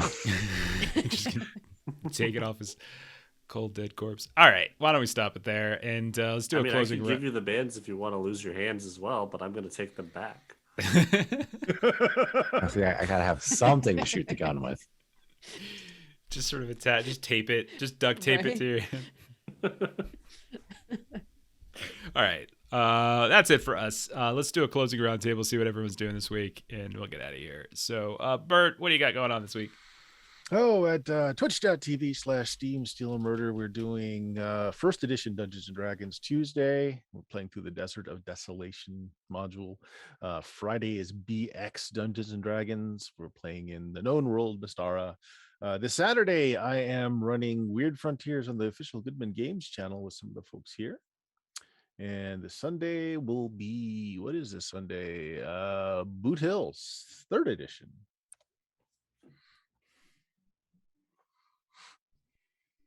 Sorry, I forgot how to do the mute thing. I'm an idiot. Chuck, what are the Defenders of Cabal doing today? Yeah, we're bouncing between channels. So on Tuesday, Grim and Perilous Plays, we'll be playing some Tribes of Midgard. Wednesday, Thursday, and Friday, Defenders of Cobalt. On Wednesday, we've got Forbidden Lands in the D&D Basic Thunder Rift setting. Thursday, Watercolors and Warriors and back, and we're kicking into an official 5th Ed D&D campaign. And I'm looking at the chat, and Can you actually tell us? She is not in the chat, so I can actually tell you. We're doing. Should my feelings be hurt by that? By the way, should I feel bad that she's not watching us? I think you should. I'm gonna give her shit for it once we're done. I'm just gonna look down for a while. Yeah. No, we're doing Ravenloft, Curse of Strahd. Nice. And they have no idea what they're wandering into, so it'll be fun. That will be fun. Friday, we're back for some more Shadowrun. And then Saturday, 1 p.m., Grim and Perilous Plays. We're continuing Strixhaven. And then, like Bert said, Saturday night, Goodman Games Official for some weird frontiers. Nice. Jeremy, you got anything to add? I think we're back on Thursday, right? With Garb? Yeah. Yeah. I think we should hopefully have the finale of some Acton Cthulhu on Garblight Games on Thursday. Punch a bunch of Nazis. It'd be great. Yeah. As for here on this channel, this Friday, we're going to be doing another one-shot of Holler, which we eventually will be running on Mondays. But for now, we're just going to do a couple one-shots, getting familiar with it. Jeremy's going to hopefully join us for that again. And hopefully we'll have more than... Well, I don't know. It depends on how you look at it. Do we want more than 2 people to survive? Or I don't know. It'll be fun, though. None. That's okay. So I was 2 for 4. I was batting 500 last time. So if I can get up to 1,000, that'd be great. Saturday we're doing One Ring 2nd edition. So that's a lot of fun. We've actually reached the borders of Angmar, so it's very exciting. And then next Monday, so a week from today, we're gonna be doing Deadlands. And I hopefully I think we'll have a full party again, so we can we'll see what happens. Praise Jack. Yeah. So thank you to everyone who hung out and watched us tonight. Thank you to those of you that are watching this on YouTube later on. We really do appreciate it. Hope you've been enjoying it. But I think we're going to go ahead and give somebody else a raid, as there's a couple other folks that are still streaming tonight. So have a good night, and we'll catch you next time. Bye-bye. Thanks, everybody. Bye. Goodbye.